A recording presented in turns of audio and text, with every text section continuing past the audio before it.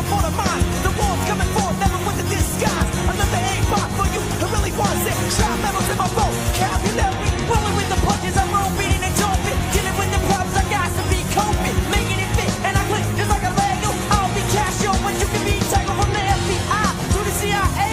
I'm glimmering at the path from here to LA. I be from C-Town, kicking the roof down, ripping up the mic and way past sundown.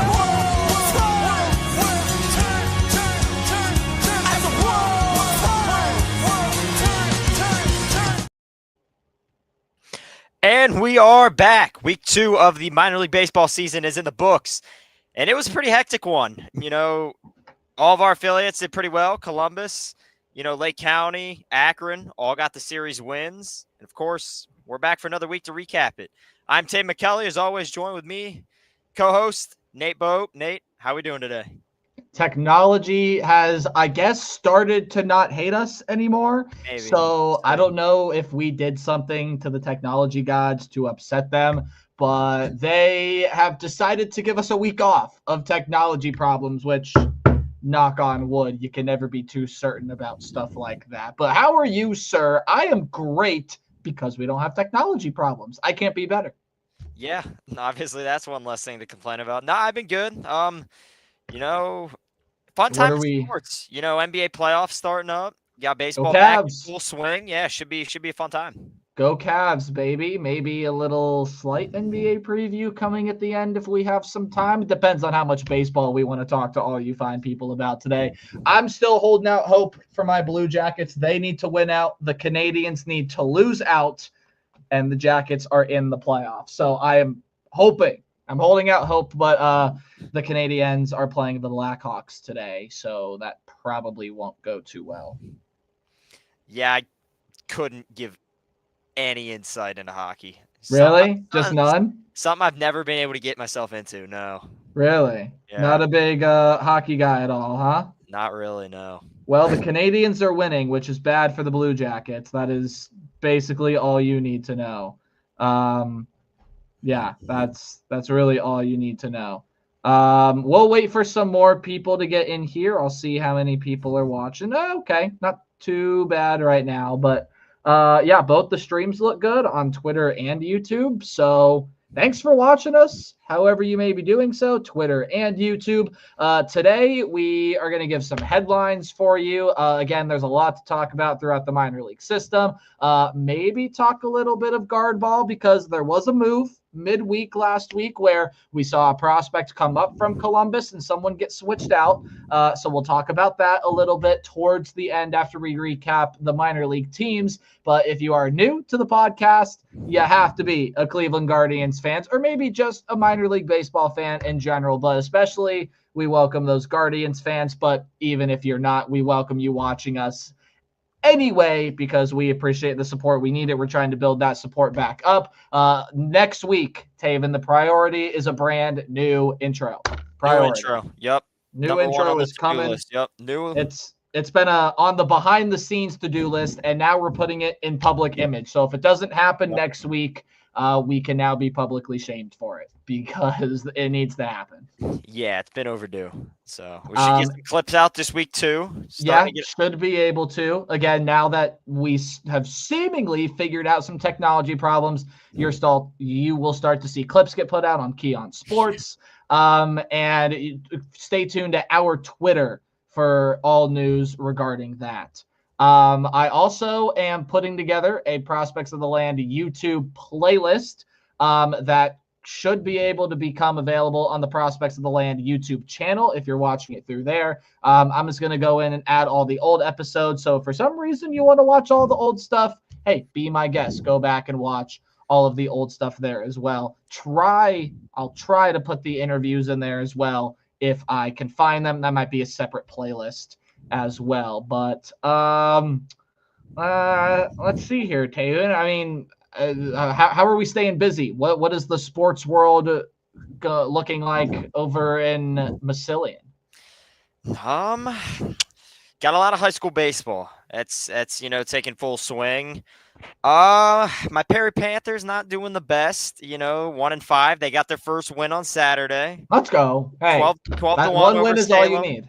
So, One win is all you need. you know, I've been looking in at the right direction.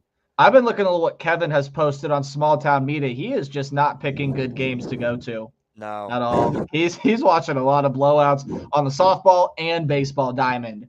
Yeah. He's Kevin. You gotta start picking some better games, man. Come on. That's how it's been over here too. A lot of lopsided games. Yeah, Perry put together a couple close ones, past couple games, but before that, it's been a lot of blowouts. Perry had their sports moment this year, right? Making a run all the way to the state championship. That was the sports moment, and the Ohio sports gods are like, okay, you've done enough. No more. That's it. Yep. That's it. Complete 180. But yep. That is all that you get, sir. So be thankful for what you have.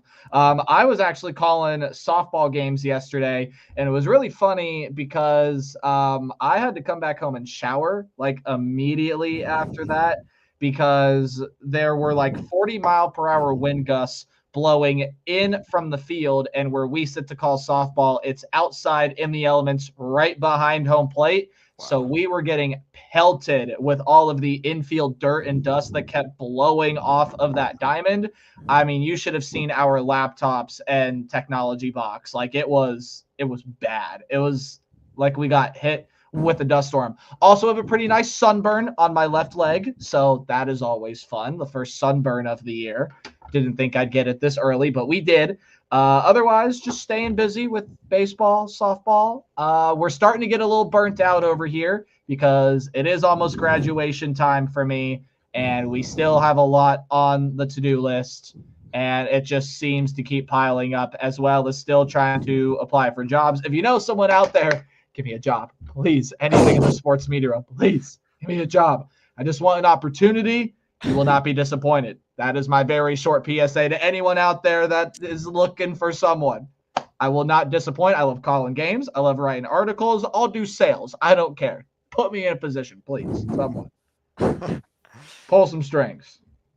Seems like a lot going on. Yeah, well. Speaking of a lot going on, let's start diving into things, shall we? There was a lot going on in minor league baseball. So the Lynchburg Hillcats, they take 2 out of 6, so not the best series for them. They played Kannapolis this past week, which is just, by the way, a stupidly fun team name to say there. I think they're the Kannapolis Cannonballers, if I'm not mistaken. They are, yep. Yeah, which is just really, really fun. I mean, come on. It's minor league baseball, but we're not here to talk about the Cannonballers. We are here to talk about the Hillcats. It has not been the greatest start for them so far. I believe right now they are 4-5, but again, there is time for them to make everything up. It is the beginning of the season. After all, they did get the shutout win 4-0 on Tuesday, but then proceeded to lose on Wednesday, Thursday, Friday's game was postponed. It was moved to Saturday, and a 16-11 thriller. So if you liked offense, you liked the first game of the doubleheader on Saturday. But then Lynchburg did come back and win game 2 on Saturday, 8-2. Before they just couldn't get it done in the series finale. Could not quite get the split. It was an 8-7 defeat, and I will break down that box score for you because the Cannonballers, they were up, I believe, 7-5. Yes, it was 7-5 entering the 9th. They did add an extra insurance run in the 9th. And Lynchburg ended up getting 2 runs in the 9th, but the comeback did end up falling just short. So they were not able to complete the comeback. A Ryan Cesarini ground out with runners on first and second ended the Lynchburg Hillcats' chances at being able to complete the comeback there. But that same game, Bennett Thompson did have 3 hits, so really good there for the young catcher. Let's talk about some performers. Again, we always start with the bats. So let's start there. We have our first Hillcat home run. Again, home run hitters. We start that this week. Luis Morejo, third baseman. Congratulations. You are the first and only Hillcat to put one over the fence so far this year, although Yankee Baptiste we know can. We know Ryan Cesarini can. But really, all in all, Taven, it was quite a struggle hitting for the Hillcats this week. Jeffrey Mercedes in his 3 games played did pretty solid. Bennett Thompson hit 404 games played. Tommy Hawk, who is, again, another very high upside bat, went 5 of 16. Garrett Howe did well, but overall, some of your more heavy hitters just did not perform well. Welbin Francisco only went 3 of 17. Ryan Cesarini was only 2 of 16. Even Morejo, who hit the home run, was only 3 of 16. So it just was not a great hitting week for Lynchburg. You move on over to the pitching side. Again, there definitely is a little bit of a mixed bag on the pitching side. You had some starters not perform too well. Some guys out of the bullpen that ended up pitching really darn well.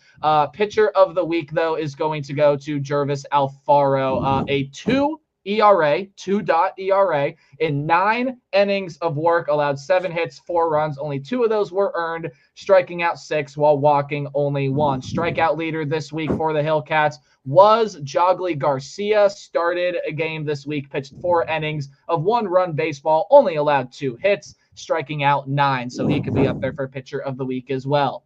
There's a recap of the Hillcats. Anything you want to add, Sir McCauley? Yeah, I mean, I think it was, a mixture of not being able to get the bats going for them as long as, along the lines of pitching as well. 16 runs in a game, that's obviously nowhere near where you want to be at. And, another game where they gave up 8. I think the only really bright spot that we could see early out of this Lynchburg team, and again, there still is a ton of time. We are so early in the season still. But Bennett Thompson woke way up from last year. He's, as a catcher, 21 at-bats. He's hitting 429, 6 RBIs, a 1.0880 OPS. I mean, come on. There's not much more you could ask for out of that guy. So it's obviously the brightest spot I could see in that Lynchburg team, but, it was just a mixture of things this week is, why they kind of dropped that series. Yeah, absolutely. And I mean, you hit it on the head. If you want to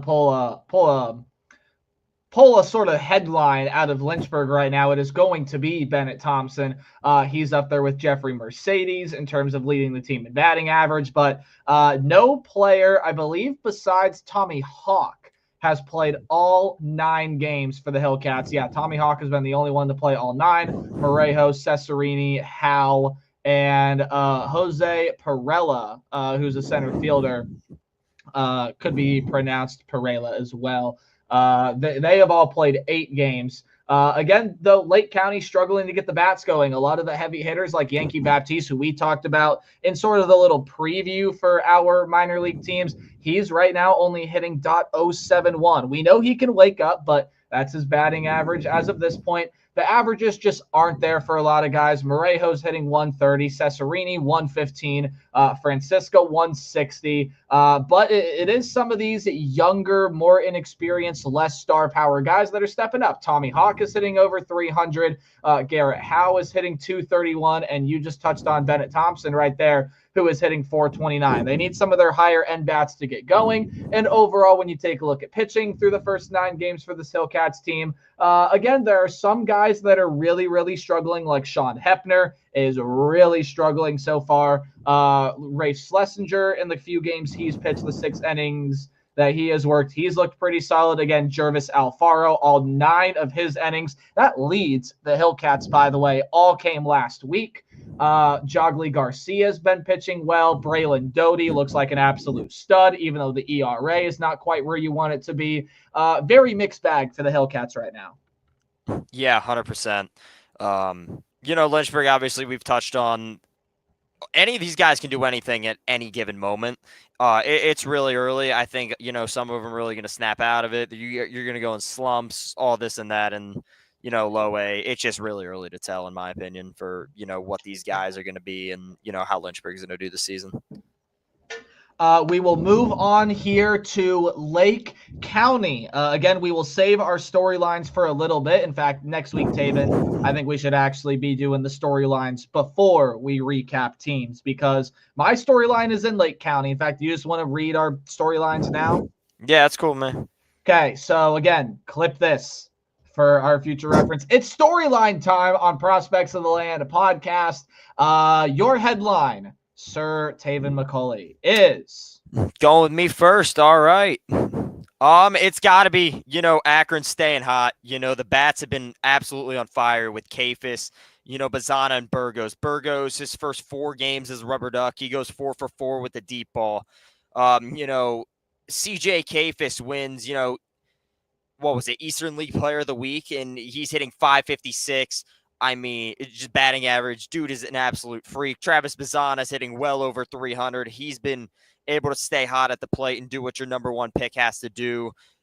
Just guys of that nature. Everybody's been on fire throughout that Akron lineup. Big part why they're 7-2.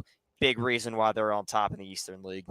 And to add to your headline there as well, CJ Kafis got named to the Minor League Baseball in its entirety the Prospect Team of the Week at first base. I think only 11 guys get that honor, so that's pretty cool to see there as well. My headline is Rake County has returned. Tally them up, 8 home runs over the past 6 games this past series.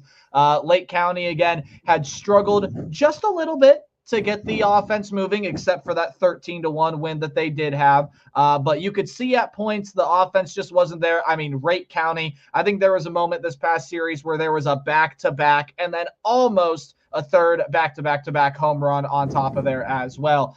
This Lake County team, again, we talk about it. No, do they have the possible big league superstars that they had last year with Kafis and Bazana? Probably not, but there's a ton of high upside guys here, a ton of really highly ranked prospects in the organization that are hitting really, really well. Rake County is my headline. They're back, and they're continuing what they did last season. They look like they can go win the Midwest League again. Yeah, 100%. Okay, so again, we'll start doing that at the beginning of shows now. Let us dive in to the likes of Rake County. And again, 8 home runs this past series. Taven, we got a lot of home run hitters to talk about. First, Ralphie Velasquez with not 1, not 2, but 3 home runs this past series against West Michigan. Jose Devers with 2, Esteban Gonzalez with 1, Christian Knapczyk with 1, and Alfonso Rosario with 1 as well. This is the Lake County team that I believe took 4 of 6 from the previously unbeaten Whitecaps in West Michigan. And I mean, what a great series it was for Lake County. It did not look the best at points. I think they won the first one, then lost the next 2. Maybe they won the first 2. I'm about to find out right now. Yeah, so they won the first one 6-4, but then lost the next 2 in a really bad fashion, 13-1 and 11-2. They just really struggled to get the bats going. But then 7-3, 5-4, 8-4, Lake County is able to get it done. They win the last 3 against West Michigan, and I believe they have a first place standing right now. I will fact check myself on that here. Yes, they do. Dylan DeLucia ended up getting his first win, so you'll love to see that for him. Otherwise, I mean, again, you just dive back into the stats here. Again, Rake County came back. 3 home runs for Ralphie Velasquez. I know he was only 4 of 20, but 3 home runs, 5 RBIs. You'll take that any day of the week. Jose Devers had 5 RBIs in his 2 home runs. He hit 300 over the series. Esteban Gonzalez hit 400, 8 of 20. Christian Knapczyk ended up walking a game off for the Lake County Captains in extra innings. That was the 5-4 game. He went 5 of 14, including that walk-off. Alfonso Rosario only played in 3 games, had 8 plate appearances, or I should say 8 at-bats. Did draw 3 walks in there as well, but he hit 375 on base of 545. I mean, Taven, you look at these on-base percentages, just reading down the line, 238, 360, 400, 500, 545, 381. Another one at 381. Jason Churio went 5 of 18. He's really starting to figure his stuff out. Johnny Tincher, the backup catcher to Jacob Kozar, and Ralphie Velasquez also went 4 of 9, so made the most out of his limited plate appearances, tied the team lead with 5 RBIs. this past week. When you move on over into the pitching standpoint and you look at what happened over the course of the series, again, I talk about Dylan DeLucia. He was pretty good. Only charged 1 run out of the 3 that did get scored against him in 4 innings, 5 strikeouts, and only 1 walk in there as well. Caden Favors, a little bit of a mixed bag. He had 8 strikeouts to lead the Captains this past week, but he also was by far and away the team lead in walks with 7 over his 6 1/3 innings, only 2, or I should say he started both games for Lake County. So the strikeouts are there, but so are the walks, and you got to get rid of 1, preferably not the strikeouts. He only had 3 earned runs over his 6 1/3 innings of work. Otherwise, again, pitching a little bit of a mixed bag for Lake County this week. A lot of it due to, in part, to that they allowed 13 runs and 11 runs in back-to-back games, because some of the ERAs just don't look great. But one guy's ERA that does look really good is Jackson Humphreys. Didn't end up getting the win in his game because he only went 4, but did start a game and only allowed 1 hit, striking out 6 while walking 1 and hitting 1 batter. Anything to add about this week's edition of the Lake County Captains? Again, they're my headline.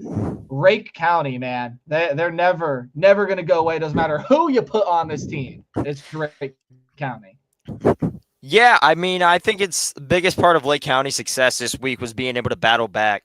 You know, they started out hot, and then you go down and lose a game, 13-1 and then 11-1 with your ace, or 11-2 with your ace on, the unfortunate receiving side of that. Wilkinson, he didn't pitch his best game, by any means, in that one. And then what do? They come out and they take 3 straight. Knapcheck walking 1 off. Again, like you said, the bats were out like crazy. They got the job done, and when your pitching's not performing like that, that's what you're going to need them to do. So I think great job by the Lake County offense to be able to pick up your pitching staff this week and getting the job done. I talked about on-base percentages. Let's look at some OPSs because that's the fun number to look at, right? For Ralphie Velasquez with 3 home runs, 888 OPS.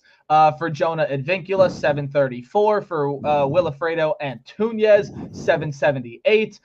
And Taven, those are still really good numbers. I have not told you the best numbers out of Lake County this week. Jose Devers with a 1.56. Esteban Gonzalez with a perfect 1.000. Christian Knapczyk with a 1.071. Johnny Tincher, the backup third-string catcher, with a 1.056. And Alfonso Rosario with a 1.295. That's Rake County, baby. It's what it's about. Those guys can, they can put the bat on ball down there. It's been fun to watch.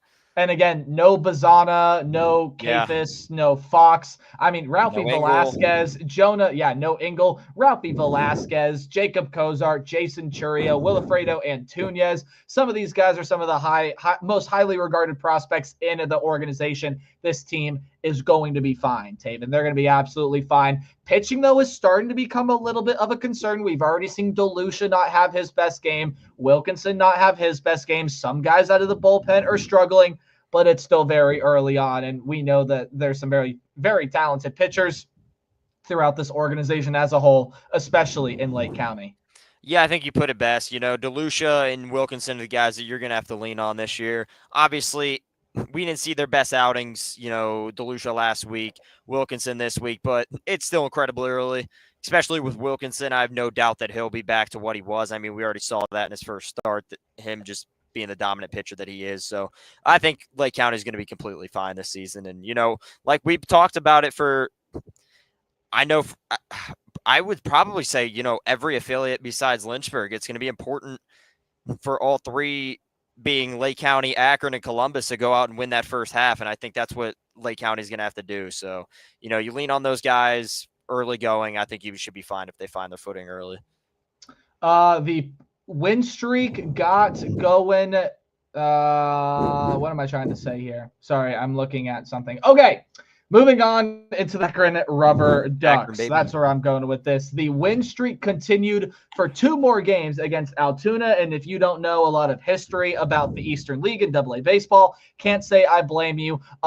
Akron owns the Altoona Curve. They are like a subsidiary owner of the Altoona Curve. They literally own a percentage of the franchise. Last year, they played them 21 times and only lost 4.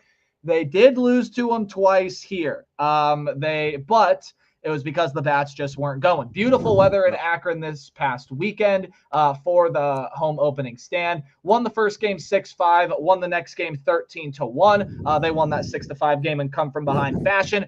But then some of the things that plagued Akron last year started to resurface, and that sometimes this Akron team just couldn't hit. They lost 2-0 and 8-1 on Thursday and Friday. Bounced back, though, won a very close game on Saturday 4-3, and ran away with it yesterday 13-1. Some winning pitchers, Davis Sharp. You also did get Trenton Denholm, Magnus Ellerts with some wins this week. But let's move on to the bats before we talk about pitching. Home run hitters. Let's talk about him. Jorge Burgos, again, to your point, Taven, hit 3 home runs in 3 games back when they played the Richmond Flying Squirrels. Hit a home run on the first game of the series. No home runs beyond that point. Dion Frias went yard. He's really starting to find the bat. Hey, how about Cooper Ingle going yard? And we will talk a lot more about CJ Kayfus once we recap everything, but he had his first home run of the season this series as well. CJ Kayfus is the story. 556 average, 652 on base percentage, 1.000 slugging, and a 1.652 OPS. I mean, just stop it. Absolutely deserving of the Eastern League Player of the Week. Also, again, got named to the MILB's All Prospect Team at first base. Way to go, CJ Kayfus, who might be coming on for an interview, maybe. Can't promise anything. We reached out to him, though. I did. Got a response. So we'll see if he's down. I might reach out to him later on this week. But again, CJ Kayfus is the story. Travis Pizzana did cool off a little bit, but in his 4 hits that he had this week, 3 triples. So, I mean, Can you really complain too much? I don't think so.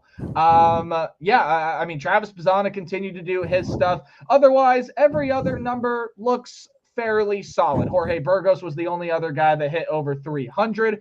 Jake Fox was closest with 294. Tyrese Turner hit 267. Alex Mooney, again, he was one of the slow starters. He got it figured out. Guy Lipscomb started to get it figured out. Joe Lampe started to get it figured out. And these were a lot of guys that we were saying this past week that they needed to get their bats going. They needed to start to get it figured out, and they did. They started to hit well, and the percentages and the averages are still not going to look great, but they're starting to get hot, starting to figure some things out there. Again, though, CJ Kayfus the story with the bats, but we'll talk more about that later. From a pitching standpoint, when you take a look at guys that performed well this past week. Strikeout leader was Rorik Maltrud. How about that, huh? 2 games started for him. The ERA is not going to be there because he got pulled really early in one of the games, even though he only allowed 3 runs.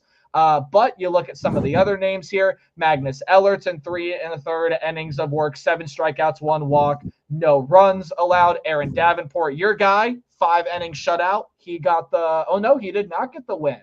No, they gave it a Denholm. Really? Yeah. Well, that's upsetting. That's just upsetting. Tommy Mace pitched Tommy Mace things. Weirdly enough, he allowed a run without giving up a hit. So yeah. So that's one of the weird statistical things in baseball. Otherwise, Austin Peterson, another 5-inning, 3-hit shutout for him. So 3 5-inning shutouts for Akron starters. How about that? And then a guy coming out of the pen, Ross Carver, also pitched 5 innings. Didn't allow a run in 2 appearances this week. Akron pitching is starting to get it figured out there as well. The whips don't necessarily look the best over the week because walks are becoming a problem. Like Tommy Mace walked 5 guys. Zach Jacobs over 4 innings of work walked 6 guys. And then Rorik Maltrud, who was your strikeout leader, did walk 5 guys too there as well. So walks becoming a problem for the pitching staff, but they're not allowing a ton of runs. Not at all. Yeah, Akron's been firing on all cylinders, and I think a big part of it's leading with the bats. Kayfus hitting 516. Burgos having the 4 home runs. Can we talk about Dion Frias? 97. Let's go. Had a home run. Crazy improvement from last year. Jake Fox taking a nice step too. Tuesdays 2 for 3, and then the bats are up for 13 runs on Wednesday and Sunday. Wednesday, Kafis going 4 for 5, 3 RBIs. Lipscomb, getting it together, 2 for 2. Jake Fox, another 2 for 4 performance from him. And then Sunday, same thing, 13 runs. You have CJ Kafis. He went 3 for 6. Bazana doing Bazana things, 2 for 4 with 2 RBIs. Engel gets 2 RBIs on the board. Dion Frias, 3 for 5 with 3 RBIs. And Alex Mooney absolutely erupting on Sunday, too. 3 for 4, 3 RBIs, which is what we know he can be. It's what he was in Lake County. And then you go to the pitching side. A lot of guys, they're bouncing back to what they were. Davis Sharp, nice bounce back outing on Tuesday. He 1-inning pitch. He strikes out 2 guys. Wednesday, Rodney Boone has a nice debut, 3.1 innings. He gets 7 strikeouts. Ross Carver, 3 scoreless out of the pen. And then Friday, Peterson, he gets 5 really good innings, strikes out 4. Bullpen kind of fell apart on him at the end of Friday. But then you go into Saturday with Davenport, 5 innings pitched. Only gives up a hit, 5 strikeouts. Knew that guy would be back and on fire, and that's what he was on Saturday. And you've seen Akron do a lot of what we've seen out of Akron when Davenport pitches both times is they'll send Denholm out there for the last 4. Have you noticed that? Yeah. I think that's kind of going to be the theme with them. And then Sunday, Magnus Ellerts, amazing performance. 2 innings pitched, 6 strikeouts. What an outing for him. It's just every single piece of this Akron team is just on absolute fire. And I think it all starts with the bats, and a good reason. They have 3 out of the top 4 leaders in the Eastern League in OPS, with Kafis in first, Burgos in second, Bazana in fourth. What more could you ask out of this team? Big reason why they're 7-2. Yeah, the other guy, by the way, the 2 other guys that are in that top 5 are Dion Jorge, or George, however you pronounce that last name. He is with the Hartford Yard Goats. Yep. And then a guy that Akron's about to go up against the pitching staff is this week is Justice Bigby. But CJ Kafis has been the best player in the Eastern League by far and away. It is not even close. To me, it's just not close. Jorge Burgos leads the Eastern League in home runs right now, but Kafis and Burgos are the 2 leaders in OPS, and this is how crazy this is, by the way. There are only 8 guys that have a 1 dot whatever OPS in the Eastern League. Akron's got 3 of them. 3. Crazy. I mean, this team is just ridiculous with the bats right now. Look, they are going to go through periods this season where the bats are not hot. That's fine. It happens. Sometimes your hitting is not all there. I don't know if that's going to happen to Akron this year, because if one guy's not hitting well, someone else steps up. And we're going to talk about CJ Kafis later here, so let's save that talk on him because, again, he's just been magnificent. But I really don't know what more you want from an offense. Yes, some of the pitchers, especially in that pen, need to start getting it figured out. And the walks for Akron have been a problem. When you take a look overall at why am I in the International League? That is not what I want. It switched me over to AAA stats, which I just don't get. When you look at team pitching staff, Akron is the leading team in walks given up with 47. Guess who's second? It's Altoona. Not great company. And that's no discharge to the Altoona curve. Quite simply, they are just not that loaded with prospects within that system, at least in the AA level. So Akron's given up too many walks, 47 walks, and they're in the middle of the pack in terms of strikeouts. The team ERA, again, also in the middle of the pack. We know this is an Akron team that can pitch a whole lot well, but as long as the offense plays like that, Akron's going to be a hard team to beat night in and night out. Again, you saw it this series, though. There were moments where Akron started to resurface the problems they had last year, which is just there were times where they couldn't hit the broadside of a barn at all. And that happened for a couple games against Altoona. But once they refound that rhythm, sky was the limit for the Ducks offense. So you bring up an interesting point that you kind of touched on a couple minutes ago is, will Akron, will they, slip into a little bit of a slump? I do believe, every hitter goes through it during the year, but do you think that this Guardians, ownership and, management's even going to keep this team And again, we're still really early in the season, but do you think this team will even be around for them to even go into that slump? Like And that's that's kind of the and that's question that we been have to ask now. and that's I mean, we started to have this conversation last week, and we still have yet to talk about Columbus. So those of you put a pin in that, and we'll get back to it. I actually am gonna write it in our chat so we don't forget, because that is something that we can do now. So yeah. Okay, again, we'll talk a lot more about Akron. Let's dive into the Columbus Clippers. And over the course of this past week, it was the Will Brennan show with the bat. But before we talk about that, we'll talk about how they did. I believe they took 3 out of 5 because Columbus has just had horrible luck. They've had horrible luck with weather so far. So they took 3 of 5. Again, they were on the road this past week, I do believe. As soon as the schedule pops up, come on, my internet's not that bad. Well, I guess technology does find a way to not like me today. And you know what? The minor league baseball website's always pretty slow. Have you noticed that? A little bit. Yeah. It usually is always pretty slow. And I don't think it could be much slower right now. Come on. I got a job to do. Come on. Here we go. All right. We're going to try this again. My goodness me. Anyway, Columbus did take 3 of 2. We'll talk about some of the performance here later. I'm trying to get you Find People results. So, okay, there we go.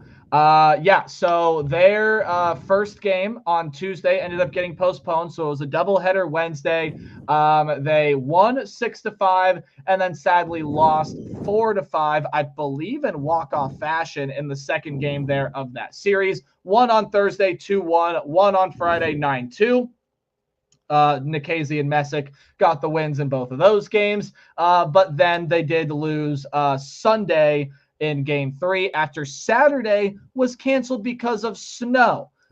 Who knows if they're going to end up making up that game. They were in Worcester, or phonetically Worcester.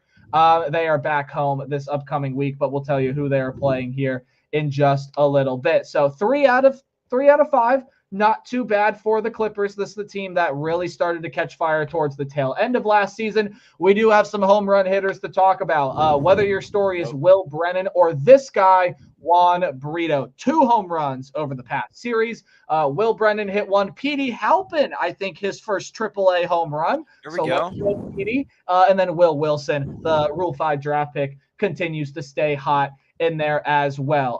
Now, there was a switch with Columbus this week. They did call up Angel Martinez to the big league club, and Jonathan Rodriguez got sent down. He went 2 of 12 in Columbus, obviously the AAA MVP last year. So we'll see. Jonathan Rodriguez is probably going to get it figured out at some point. At some point, he will. Well, we know he can. We know he has it figured out in AAA. It's can. Yeah, he did it last year. He's the MVP for goodness sake. Yeah. He was the MVP for goodness sake. Justin Boyd also ended up getting placed on the developmental list in Columbus. So he only played 1 game, had only 3 plate appearances, 2 technical at-bats, did draw a walk, and struck out twice in there. So he right now is on the developmental list, as I believe is David Leon. I think he got put on the developmental list as well. So Huff and Nunez, although Nunez only played 1 game this past week, and I don't really know the reason why.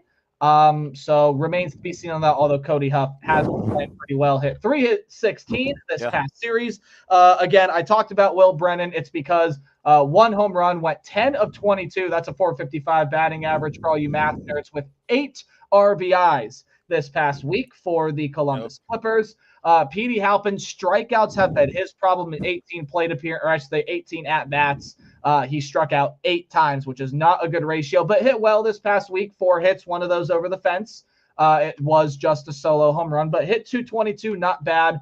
Will Wilson, again, has continued to stay hot. 313 with a home run, went 5 of 16, 5 runs, 2 doubles in there as well. Lone triple this week for Columbus was the lone hit for Mike Capriz over the week. Again, starting to get a little bit of a mixed bag from a hitting standpoint in Columbus, but break it more down in a minute when you talk about pitchers. Again, Doug Nikhazy has continued to absolutely shine for Columbus, but in terms of strikeout leaders, it's tied this week in both of their starts, 5-inning starts for both Parker Messick, who has thrived at the AAA level, and Doug Nikhazy. They both had 8 this week. And Andrew Walters, again, rehabbing, played in 3 games, 1 inning in each, 1-run baseball over those 3 innings, 7 strikeouts, only 2 walks. The Guardian bullpen might be needing him if Clase continues to struggle, but maybe we have that conversation later. So Andrew Walters is in there as well. Again, Parker Messick, Doug Nikhazy, fantastic starts. Will Dion got rocked a little bit, 7 hits, only gave up 2 runs, struck out 5, no walks. We know he's going to get it figured out as well. Zach Kent with a nothing burger and 2 innings of work. Colby Allard was really one of the only pitchers this week that got hit hard, as well as Ryan Webb. He came out of the pen, pitched 3 innings, and just did not look good. Ryan Webb did. Which sucks because we both love Ryan Webb in there. But Colby Allard, Parker Mushinski allowed a run over an inning of baseball, which again is 9 ERA. The whip is also not great for him. Vince Velasquez did okay. Luis Frias definitely struggled this week. So overall, you're starting to see a little bit of a mixed bag, but my storyline for Columbus so far have been the Wills, Taven. The Wills are hitting well. Will Wilson, 341 among qualified hitters, that leads this Columbus team. And then Will Brennan continues to just be absolutely amazing at the AAA level, 315 average for Chill Will. So the Wills leading the way for the Clips. Yeah, I had 2 big, kind of stories from over the weekend. One was something you touched on. The other was, Messick being an absolute beast. His, 5 innings pitched, 8 strikeouts, no earned runs. He earned Columbus's, Pitcher of the Week award, obviously. Dude's an absolute machine. I thought he was going to start the year in Akron, obviously work his way up to Columbus. They start him there out the gate. Looks like it's been the right move. And, I like it. Knock on wood, our pitching, stays as hot as it has at the major league level. But, if guys like Ortiz kind of slip again and Bibby's not as hot as he was, Messick could find his way back up into Cleveland later on in the year. And then, Will Brennan, absolute beast. Never, ever thought he should have started the year in Columbus. Obviously, probably the biggest Will Brennan fan you'll find, but dude's an absolute machine. 10 hits, 8 RBIs, 1 home run. That would be good for the entire season. No, that's just what he did in just a week down in, AAA. And no doubt he'll be back up with a major league club in no time. Personally, I'd swap him and Nolan Jones at the moment. Jones is struggling.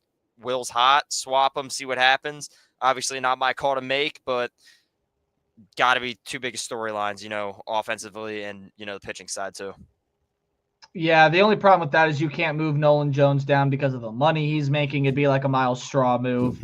With Straw though, so. Well, but I think the Guardians saw the mistake they made and they're like, yeah, we're not going to do that again. And so if you're going to move anyone down. Especially a dude that you traded for, I don't see them making that move, but would still love to see Will Brennan get up there. I mean, yeah, if you're going to move any guy down, it's probably going to end up being Angel Martinez as long as Lane Thomas stays injured, but I don't think he's going to stay on the injured list for that long because they didn't put him on the IL or anything, so it's not like, they could have brought Will Brennan up if Lane Thomas needed the IL, but he doesn't. So there's not an additional roster spot for them to move anyone up into, which it does belong to Will Brennan. Again, Angel Martinez has made that move up to the big league club. And he's looked like he's figured out. That kid played amazing. Paid off really, really well. Yeah, that kid played amazing in Cleveland. Again, we'll talk more about that later, but I really don't have much more to say about Columbus. Again, it's only a matter of time before we see Will Brennan up in Cleveland,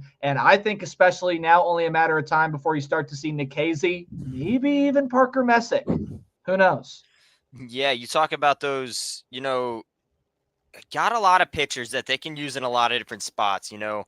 You've seen a lot of starters converted into bullpen guys with Cantillo and, there's somebody else that just slipped my mind. But even McKenzie, you see McKenzie maybe slip in, the coming weeks. I think Ryan Webb, excels. Obviously, it's one bad start of the bullpen, but you shake that. I could see a couple swaps coming up.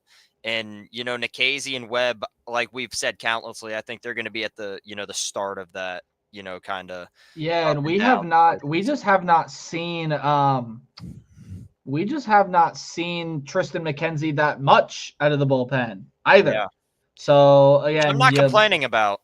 uh, they're not going to pitch him in any high leverage situation yet. So we'll see what happens there. Yeah. All right, that's it for recapping the minor league teams. We spent pretty long on that, but again, the team of the week again has got to be Akron. Look, with all due respect to the Clippers, who again are playing well, to Wright County, who hit 8 home runs this past week, and to Lynchburg, who again is starting to figure some things out. They got some good prospects. Akron has got the guy we need to talk about. CJ Kayfus, let's talk about him. Your Eastern League Player of the Week, as well as a member of the MILB All Minor League Team, and the All Prospect Team, if you will. We'll read his stat line again from this past week, and then we'll read his stat line overall. This past week, 10 of 18 with 6 runs scored, had a double, a triple, and a home run. 3 RBIs, 4 walks while only striking out 4 times, and was a perfect 1-for-1 on stolen base attempts. His slash line looks like this. I'll read average on base percentage, slugging, and then the OPS from this past week. 556 average, 652 on base percentage, 1.000 slugging, and 1.652 OPS. Overall on the season, CJ Kayfus has been the best player in the Eastern League. It is not close at all.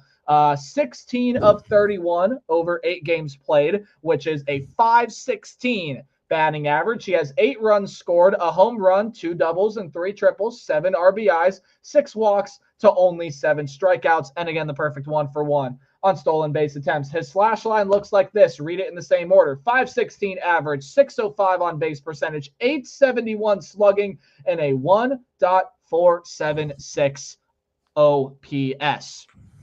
What more can we say about him, huh? He's a stud. All I have to say is those stats sound like my Road to the Show character in MLB The Show 25. He's a video game right now. They're not real. If you read those off, most people wouldn't believe you unless you've actually just sat down and watched him play in Akron. Yeah, he's so hot. He is unbelievably hot.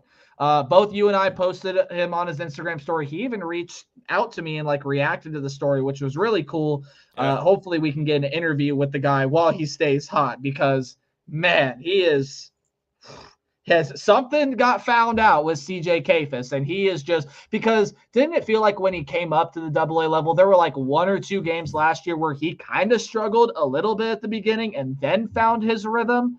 Again, that's not to say that he had this week or 2-week period where he struggled. It was literally a game or 2 where he just needed to find his footing. But beyond that, in AA level, he was fantastic. And sticking with that this year, I think we're going to see this dude in Columbus pretty quickly. Maybe a guy like Kyle Datrice, who struggled, gets sent down to Akron, or maybe they just full on cut him to make that roster spot for CJ Kayfus. That could definitely be a move I see as we get closer to the draft time. But CJ Kayfus, man, we need to rave about this kid. He is absolutely spectacular. How long ago did he get drafted? A year ago? 2 years ago? 23. Last year was his first Are you full year as kidding a me, rookie. man? He could be in. I think he could play big league baseball now. And you said, was he out the gate a little slow last year? And that probably was a lie, right? Is my memory not serving me right? First game, 750 batting average. Yeah, and right, it was pretty much the same. It never dipped below 300 until August 4th, and he got called up June 4th. Wow. Unreal. And then even then, it stuck around. He finished at 270. First full year as a rookie. So maybe I'm thinking of someone Insane. else that came up with CJ Kafis that started to struggle like that. The name is not sticking to my Nate head. Furman was the guy who came up There, with it last there, year, but yeah, he never got like I don't yeah, think he ever no, hit over like no. 180 And last then year, I and think he's they with the ended up, Giants now. Yeah, he got yeah, traded they for ended up Alex moving on Cobb from last him. year. Yep. Yeah, they ended up moving on from him. So, yeah. So apologies to CJ Kafis. The memory is just not serving me correctly at all. And look, we can talk about Bazana. That's all great. We can talk Yeah. about Cooper Engel, Jorge Burgos. Like, those guys are playing phenomenal baseball. And Bazana is the name to watch on this team, absolutely. CJ Kafis is the story of the Akron Rubber Ducks right now. And probably one of the biggest stories in minor league baseball to me. Yeah, look, I mean, it's going to be tough to, overlook Bazana just from a hype standpoint. Obviously, he's your number one prospect, so he's going to get all the talk down there, but if you just look at numbers wise, and this is no knock to Bazana cuz dude is on His absolute numbers are fire. fantastic. Bazana, I mean, just look at his numbers. He's hitting well over 300. He's doing everything right in the world, but you have CJ Kafis who's playing out of his mind. Just video game numbers, like we said, it's going to be tough for anybody to beat that. I don't know if anybody can beat that. Obviously, nobody in the Eastern League comes even close. I want to say the next highest batting average is like 100 points lower. I can check that if you want me. I'm actually very curious on who's the next guy. Yeah, go for it. And while you do that, I'll just touch on some more numbers for CJ Kafis. Yeah, go So ahead. he has 38 plate appearances.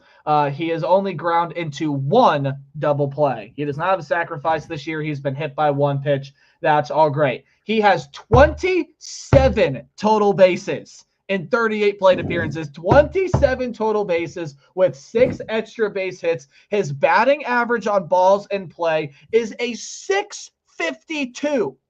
652. That's Disgusting. ridiculous. That's absolutely just absurd. His walk to strikeout rate is .857, which is also a really, really good number. His walk percentage is fairly high and his strikeout percentage is fairly low. You want to dive into some splits? I'll look at that right now too. Yeah. Let's look at him versus left-handed and right-handed pitching. I do not want expanded stats. Against left-handed pitching, that's where Kafis's home run came from. Oh, and he's hitting 500 against the left-handed pitching. You want to know what he's doing against right-handed pitching? It is just as good. 11 of 21.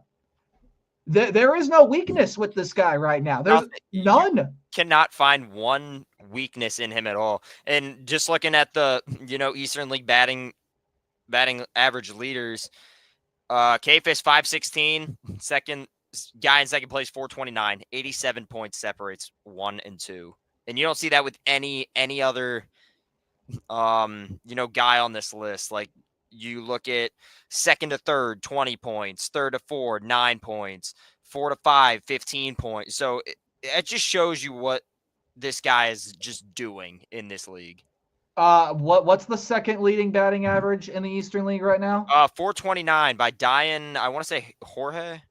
Oh, he's the guy from Hartford. Yeah, how do you? He's the guy from Hartford. Jorge or George, I have no idea. Probably Dian Jorge, knowing the first name. He's the guy with the third highest OPS. No, the third highest OPS in the Eastern League right now. So there you go, ladies and gentlemen. CJ Kafis is your batting champion in the Eastern League right now. Oh, and he's doing it by almost 100 points. Here's another thing with CJ Kafis too, by the way.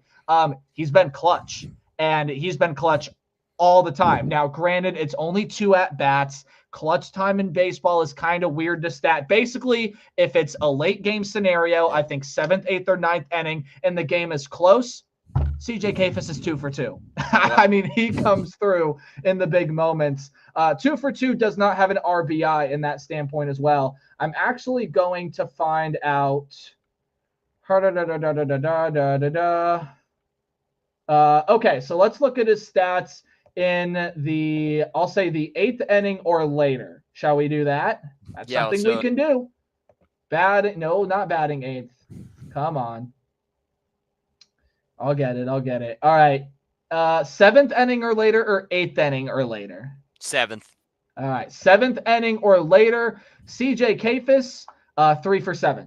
I mean, That's still a remarkable number. And if you want to get even more specific with that, CJ Kafis in the 8th inning or later, it gets better. He's 3 for 5. 9th inning or later, sorry, this is taking me a little bit to find here because there are so many splits you can dive into. 1 for 2. So, I mean, just when the moment is bright, when it's a late game scenario, I would be very interested to find out where he does most of his damage, actually. He's 5 for 6 when swinging on the first pitch. I mean, come on, man. That's ridiculous. Oh, by the way, his home run came on the first pitch of the at-bat as well. Do we need to keep going? I don't think we do. I'm looking. I'm genuinely thinking of something to say. I have nothing. Like this is. It just speaks okay. For so then let's think. Is there a weakness in his game right now? You know what? I'll pull up his defensive metrics. Why not? I was gonna think there, but it's just an insult to say that that's a weakness. But compared to his hitting, it's not. It's not, his defense is by no means a weakness whatsoever because he's amazing in the field. But if you had to pick something that's not as good as the hitting, I would have to go with that. But even that is just, great. There's nothing else to say. Well, now this bugs me. Wow, this is just insulting to CJ Kafis. What? I mean, okay, so MILB has a feature where you can go on and you can look at trending MILB players. It is the player stat page that has the most views since a certain date. So this is as of April 1st, 2025. There is a guy that is in the organization. It is obviously Travis Bazzana. We know that. They show the top 30. No CJ Kafis. You got to start learning this guy's name. He's going to be in the major league level at some point throughout his career. He's going to be, without a doubt. 1,000%. And I think even when he gets to the major league level, he could do this, and he would be pretty much like a Jose Ramirez type of guy. MVP caliber. Not saying he's going to be that in the major leagues, but, if we kind of take them as where they are now, Kafis, obviously the MVP of the Eastern League, if it ended today. Nobody talks about him. Jose, always in the running for MVP, never a top. When you think of top 5 players to your average non-Cleveland baseball fan, Jose Ramirez never comes to mind. It's obviously your big names like Judge, Soto, this and that. But if you look at numbers, Jose Ramirez is always around that category. I mean, the more you look at the numbers for CJ Kafis, now, okay, CJ, we're getting nitpicky with you here, okay? So bear with us. If there is one thing that you want CJ Kafis to do, it's drive runners home more. He's left 12 runners on base this year. So that's something that he can improve on in bringing runners home. Like, yeah, he's getting hits, he's getting on base. That's all great, and he's coming around to score. He's just got to be able to get the runners home. I have just found his fielding stats. So we'll look at it right here. He's also played left field time as well, but they played him on right a lot. I didn't know that they tried him out in left. So he's been 5 games at first base, 1 game in left field, and 2 games as the Ducks' designated hitter throughout the 8 games this year. In 33 total chances, he has 32 putouts, but he has not made an error. His fielding percentage is 1,000. So in total chances, he has 32 putouts and 1 assist and helped the Ducks turn 5 double plays during his time at first base. So it's not even fielding that's the problem. It's nothing. I can't find one thing.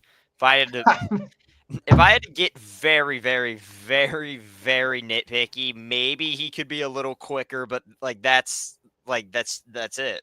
And you can't teach that. You just have to have speed. Right. So that can't even be a knock. The one thing, again, that you probably do point at is the fact that he can be a little bit better about driving runs home. You think for a guy that hits 516, and again, that's up to the bottom of the Akron order to get on base, but he's still left 12 runners on base. That's quite a substantial number.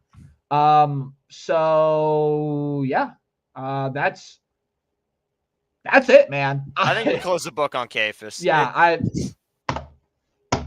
what a phenomenal player, dude. What an absolutely phenomenal player. Best start you could possibly have. Yeah, we really need him on. We need him on bad. Yeah. He's hopefully he reaches back out to me and we can schedule something because man, that would be sick. I would fanboy. And I don't fanboy a lot. I would fanboy over CJ Kefis. Absolutely. Yeah. 1,100,000%. Just he's insane. He's insane. We're just about at the hour mark, Taven. It's time to dig into our next topic. It is also about your AA affiliate, the Akron Rubber Ducks. And we talked about it a little bit last week, but let's dive further into the question, shall we? We teased it about 20 to 25 minutes ago. And I said, look, baseball teams are going to go through slumps. In the minor leagues, that's a little tricky to sort of pick out because your major leagues are going to have your mainstays and your guys that are up there forever. Minor league, same thing, but there's a lot more moving up and down. So how long is this Akron team going to stay together? That's a good question. I think a lot of it also... We could ask, you know what? Let's ask that about all the affiliates. Akron's the most important one right now, so let's start with that. And I would like to add, if anybody, I want to hear everybody in the chat's opinion on this. Drop a comment We below. need more commenters. Yeah. There are 46 of you in here. We need someone to comment. Yeah, let's drop a comment. I'm interested to see what everybody's thinking, but are we starting with Akron? I forget where you were going with that. Yeah. You know what? Let's work bottom down. So we'll get to Akron. We will, because they're probably the biggest one. Yep. Columbus, this team is going to stay together for the most part this season. They'll add a couple guys from Akron. A couple guys might be moved down and moved up into the major league level. But the bulk of this team will stay together. And you'll see a lot of the same faces. Again, it's the minor leagues. Guys are going to move up and down. And especially around the draft, guys might get cut. That's just the reality of the situation. Usually it's younger guys, but who knows? Maybe Kyle Datries, the guy that they signed, they don't really like what they're seeing from him, and they want to move CJ Kefis up to Columbus after the draft, or maybe even sooner than that. They could definitely get rid of him, and that's no shame to Kyle Datries. Yeah. That's just the guy that you would have to move. Yeah, like you said, I think Columbus and Lynchburg, they're two total ends of the spectrum for so many different things, First off, what our preseason predictions, we knew what we kind of knew what we were gonna see out of Columbus. We had no clue about Lynchburg. Lynchburg is gonna change a ton. I think Columbus is gonna stay pretty much the same throughout the year. Like you mentioned, I think Bazana, Kefis, Engel, those are the three guys that are probably gonna move up.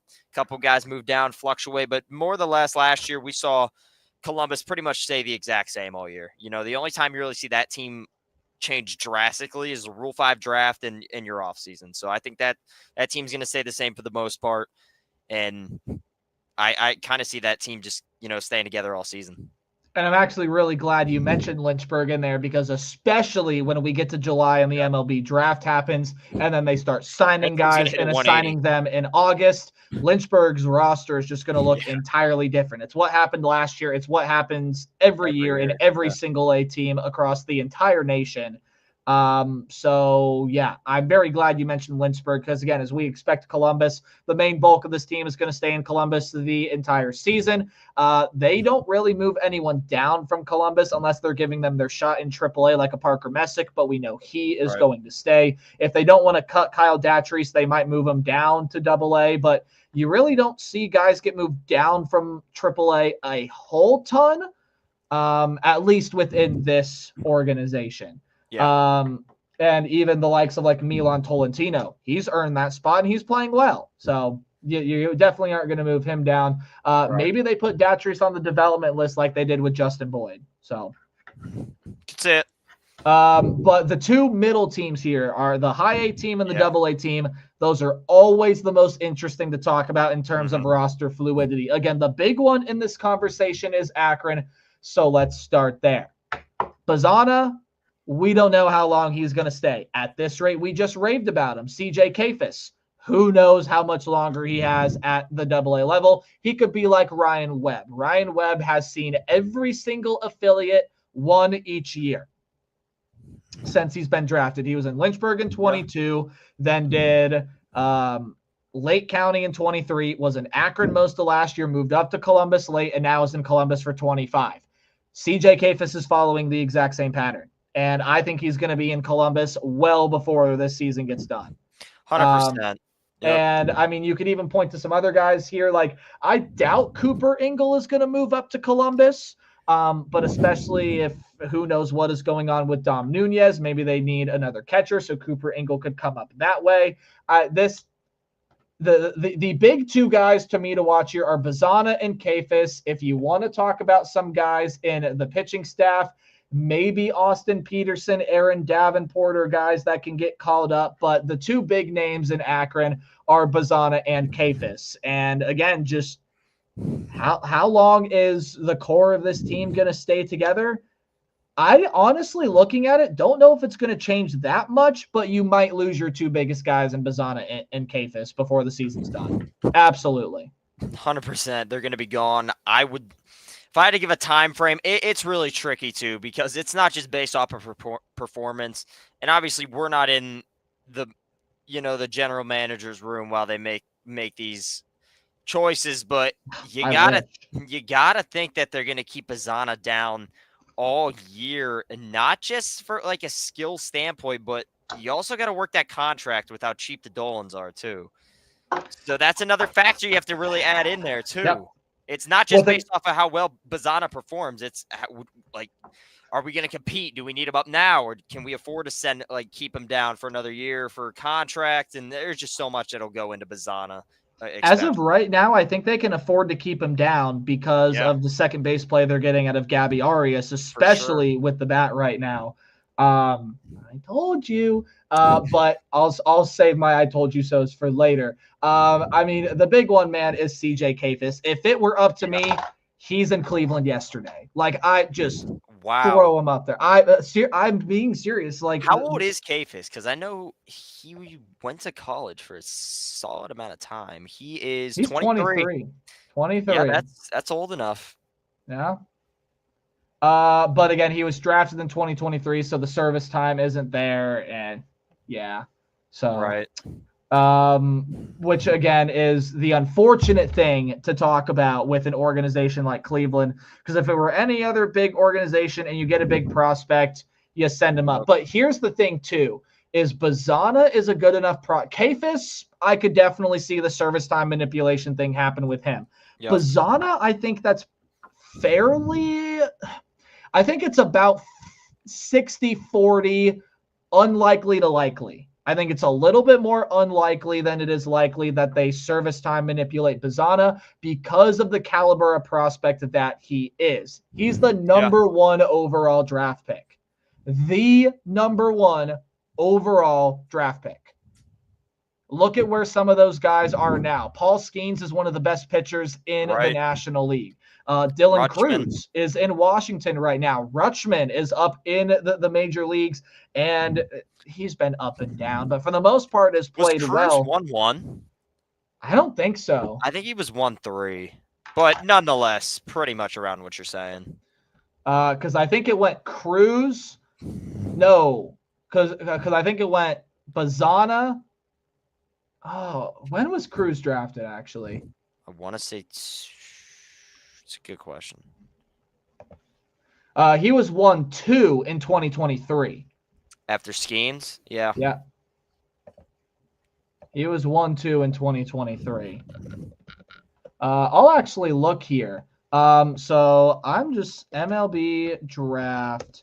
Let's look at 2023, because 2024, none of those guys are going to be in the major yet. Right. But like right now, Paul Skeens, he is there. Dylan Cruz, he's there with the Nationals. Max Clark is getting pretty darn close to getting to his start with the Detroit Tigers. Wyatt Langford, I don't think he's with the Rangers right now. He could be. I thought he was. I can fact check that. He actually, go look at that. Actually, I think you're right now. I think he might be. And those are the top 4 picks. They're all in the major leagues right now. Again, Max Clark, I think is close.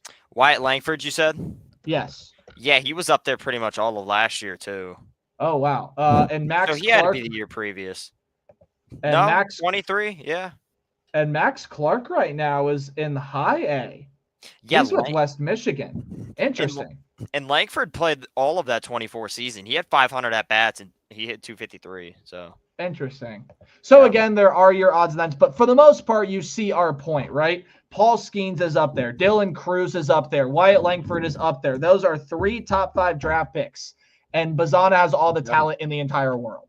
He is the highest upside prospect in the organization without a shadow of a doubt. Period. End of story. Him and Chase DeLauder. Right there. Yep. Can't wait to see Chase DeLauder finally get back on the baseball field, by the way. But Bazana, he's probably the one guy that I'd look at and say, if there is going to be no service time manipulation, it's going to be him. For sure. Yeah, I think it obviously comes down to that service time, but if he keeps playing the way he is, I think he'll be gone in Akron mid-June, and it just unfolds from there. I think he'll go to Columbus and see what he obviously does in AAA, but I think if he keeps playing like this, I would say mid-June is probably the timetable for Travis Bazana in AA. Again, we do not have a lot of moves to touch on this week. Like nothing happened, pretty much. Usually Monday is like the movement day. Guardians are pretty fine where everyone's at right now, which, hey, I'm fine with it. I'm fine with it. Absolutely fine with it. So, and then when you talk about Lake County, let's go touch on them for a little bit as well. Because guys from Akron might get moved up or cut. We saw that happen last year with, again, Nate Furman, who got shipped out. And trades are always the thing. Not that the Guardians make many of them, but if they're anything like last season, they get a little active in the trade port. Who knows what prospects we ship out from there. Ralphie Velasquez, I'd highlight him. Jason Churio, I'd highlight him if he can get his bat going. Those are probably the biggest two because I think they're top 5 in the organization right now. Mm-hmm. Yeah, I wouldn't see anybody else moving up drastically either, besides maybe Wilkinson. If you want to throw him in there. Wilkinson. Maybe Dylan DeLucia can get up there as well. I see Akron 100%. I think it's the back end of the season. Again, we're not talking about like getting to the major leagues or anything. It's just quite simply how long are they with the captains, because we saw this captains roster do a full 180 from last year. That second half team was completely different than that first half team, and the captains still found a way to win. And they have really phenomenal coaching. So I don't think the captains care. I don't think the coaching staff cares who's on their roster. We do, because we pay attention to stuff like that. Yeah.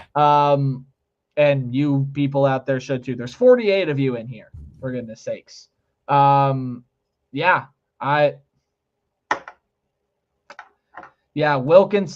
DeLucia. Maybe they give Jackson Humphreys a shot because he's been pitching really well. Otherwise, hitters, there you have to look at your top prospects. Yep. And in my opinion, I think it's, the production that they're going to give you is kind of based on if they're going to get up to Akron or not. I think Velasquez is going to be Kefis' replacement, and I think Churio is going to kind of be that fill-in for Bazana. And also another guy that we, kind of overlooked because he hasn't been healthy, Angel Yanao. Absolutely. He's another guy you got to look at. I think he'll be in Akron the whole year, especially with the injury and, guys like Tolentino and guys of that nature, thriving up there. But Hanal's another, your number 3 prospect that you got to keep a big eye on. And I think his turntables, what would you say it's set for 2 weeks for a return? I'm trying to remember. They said late April, so that would put us at 2 weeks, early May. Yeah. Okay. So Angel Yanao could be, dude. Oh my God, that Akron infield is going to be ridiculous. It's going to be nuts. My. We keep forgetting about that. So you're going to have CJ Kefis, who's hitting over 500, which we've already talked about. Travis Bazana, your number 1 overall pick, hitting over 300. You would have Hanao, your number 3 prospect, who we know can rake, which we've seen in Lake County at your shortstop. And then Dion Frias, who, is casually hitting 300 And we only expected him to be a fill-in guy, so you get the production that Yeah, you we kind wanted of out of all expected three of them and who, like Frias. Tyrese Turner or Alex Mooney, to step in at third and be that guy. It's Frias right now. Yeah, and obviously that's the right choice. I mean, we knew Frias could do that. That's what I've seen in Lake County. I expected way more out of him, and I think, if you ask him, I think He's starting to develop. Even yeah, during he knows he his could have a better year last year. even We're during his seeing it this 9 year. even during his 9 plate appearances in Columbus and 7 at bats, he had 3 hits and drew 2 walks. Like, he's Right. figuring it out. He's And absolutely figuring it That's out. exactly what I saw out of him in Lake County. So that Akron team's going to be nuts come 2 weeks. That team is going to be ridiculous. They shouldn't lose a game. They just shouldn't. No, just the infield. I'm not kidding. The outfield could be me, you, and whoever else they want to grab. You, and Joe Schmo outside the stadium. And they'd still win. I would pay $50 to play right field for them, and they'd still be great. They'd be awesome. Mm-hmm. They could probably use a 6'4" outfielder too. That might be nice. We are going to dive into some of the minor league system leaders here in a minute, but first, haven't touched on it in a while because the list got updated. Here are your top 30 prospects in order. Should we go in groups of 5? Groups of 5? Yeah, I like that. Top 5 are not surprising to me. Bazana 1, Delauder 2, Jason Churio 3, Angel Yanal 4, and Ralphie Velasquez 5. No complaints on my end. None.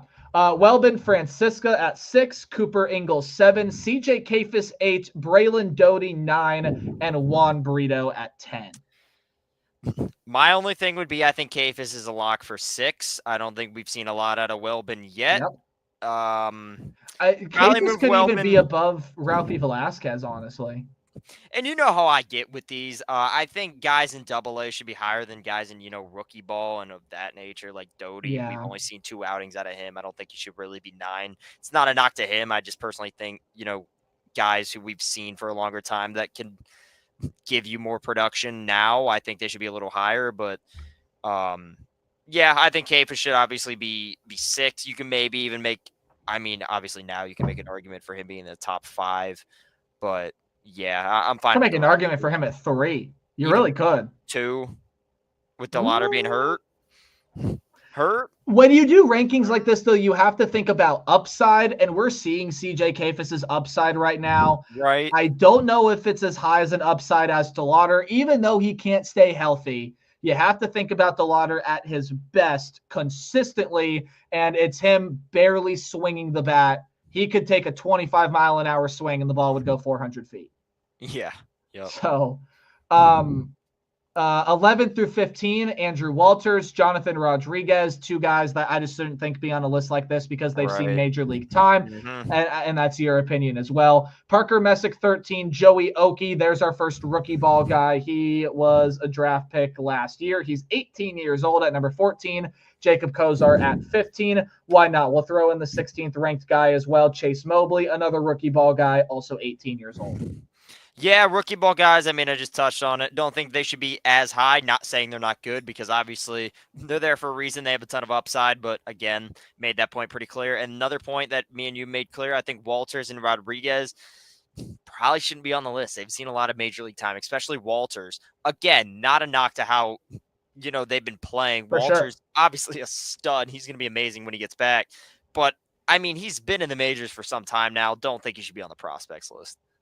Already told you 16 is Chase Mobley, 17 Jackson Humphreys, 18 Michael Kennedy. Both of those guys are in Lake County. Eric Sabrowski, again, not a guy that I feel like should be on this list. He is in the major leagues right now on the IL, unfortunately. And then Gabriel Rodriguez, who I believe is tied for the youngest guy on this list. He's in rookie ball, and he's 17.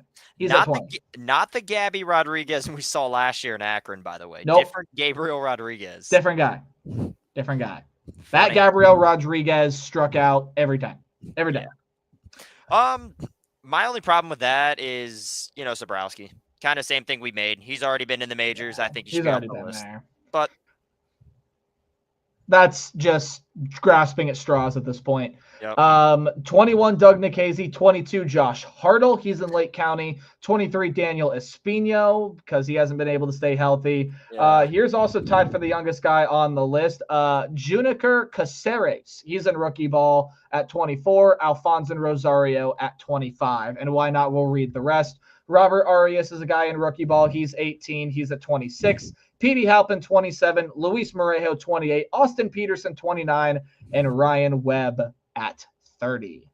There's your top 30. So this is the problem that I have, and I think I touched on this last year. I don't get why there is a, and there's no knock to Caceres. I'm probably going to mispronounce how you said Caceres? that. No disrespect. I might have even said it wrong. I have no idea. No disrespect to Caceres. Robert Arias too. I know I went after him, and I promise you, Robert, I don't hate you. You're just the example in this because you're one of the guys Rodriguez on the list. But why are guys in rookie ball that we have seen nothing out of over double-A Cy Young and Aaron Davenport? I don't see how that makes sense at all. We've seen these guys might not even, obviously there's a ton of upside. That's why they're on the list, but there's a shot they don't even get to double-A. I don't know why we're putting them over a guy like Davenport who led the Eastern League in ERA last year. Yeah. I don't understand it whatsoever. And I think I don't know how Aaron Davenport's not on this list. Let's go by position, shall we, before we dive into some of the leaders. At first base, Guardians have 2. It's Ralphie Velasquez and CJ Kayfus in the top 10 at 8 and 9. Second base, no surprise, Travis Bazzana is at second, only behind Christian Campbell, who is in the major leagues right now and is playing really freaking well for a Red Sox team that has been overall up and down, but again, is playing well. No one on the shortstop list. Again, I'm looking at these for the first time. No one on the third base list. No one on the catching list. Chase DeLauder in the outfield ranks, which again is not surprising. He ranks 5th. Right-handed pitching, none. Left-handed pitching, none. Which actually goes to show you right there the fact that, you talk about just the way the Guardians develop pitching. There's no top 10 guy right-handed or left-handed. There's not even a guy in the Guardians organization. The first pitcher that you find is number 9, Braylon Doty. And look at some of the prospects that have climbed the Guardians ranks. Yeah. So that just tells you everything you need to know about how the Guardians develop pitching. They stay really well. In the overall top 100, Travis Bazzana is 9. Chase DeLauder is 33. And there are 2 more up here. Jason Churio's 56, and Angel Yanao is 58. There are your guys in the top 100. Pretty solid. All right, let's go to Guardians Prospective, one of our favorite Twitter accounts. Let's go through some minor league leaders, shall we? Some of this might surprise you, some of it might not, but there is a ton, an absolute ton that he put out. There's Team of the Week, there's Eastern League. All right, here we go. Top exit velocities. That was Sunday. Nope. Okay, Guardians minor league home run leaders. Prediction, I already told you a little bit ago early in the show. It's probably not going to be a surprise. Burgos. With 4. Tied with Ralphie Velasquez with 4. Wow. Didn't know that. Again, 3 home runs for Velasquez this past week. Yeah. So, yeah, that's why he's up there. And then the Rule 5 pick. How about Will Wilson with 3, Jose Devers with 2, and Juan Brito. And I'm sure a couple other guys also have 2 in there as well. Leaders in hits. Guess. Will Brennan, Kayfus, Brito, Wilson, and Huff. You're looking at it too, aren't you? That was the only screenshot I had up because Brennan's at the top. Yep. Yeah. So reading down the board, Brennan with 17, Kafis with 16, Burrito with 15, Wilson with 14, Huff with 12. Not necessarily surprising because Columbus has played more games than everyone else, so they're just naturally going to have the hits leaders. Look at Huff, but- though. Yeah, Top look three at Cody Columbus Huff, huh? catcher. I like what I see. He was great defensively. Couldn't get the bat totally there last year. It's starting to really Yep. come around for Huff. RBIs, there are 6 on this list. If I had to guess, Kafis, obviously, right? No. Again, Whoa. that's been his problem. He has 7. No. His problem has been Kafis. trying to get runners home. Hmm. 1 Akron, 1 Lake County, and 4 Clippers. Will Brennan, gotta be. Yep, he's got 9. Will Wilson. Yep, he's got 11. The Lake County guy has to be Velasquez, right? No, it's Devers. Wow. Velasquez has a lot of solo home runs. So here's the list. Jorge Burgos leading the minor league system, 12. Yep, 12 RBIs. Will Wilson has 11. Will Brennan's got 9, tied with Juan Brito at 9. Angel Martinez, when he was still in Columbus, had 8 RBIs. Again, we'll touch on him here in just a little bit. And then Jose Devers is your Lake County captain with 8. Wow. So there you go. Cleveland Guardians minor league leader in doubles. I have no clue. You're gonna have to rattle that off. 2 guys are tied at second with 4. It's Juan Brito and Dion Frias. Look at Dion Frias. Man. Frias, so inspirational. And then 5 players are tied at 3.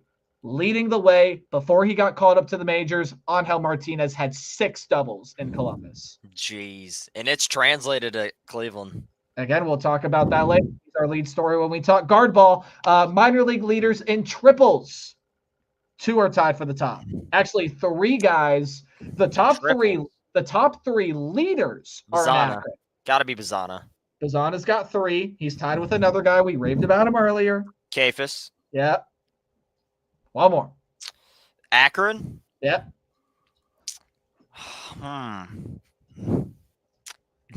No, it's not Burgos, is it? Yeah, it is. Wow, triples. So wow. So here's the crazy thing too about Akron, and you can put this in our conversation earlier with how the Ducks are just hitting so well.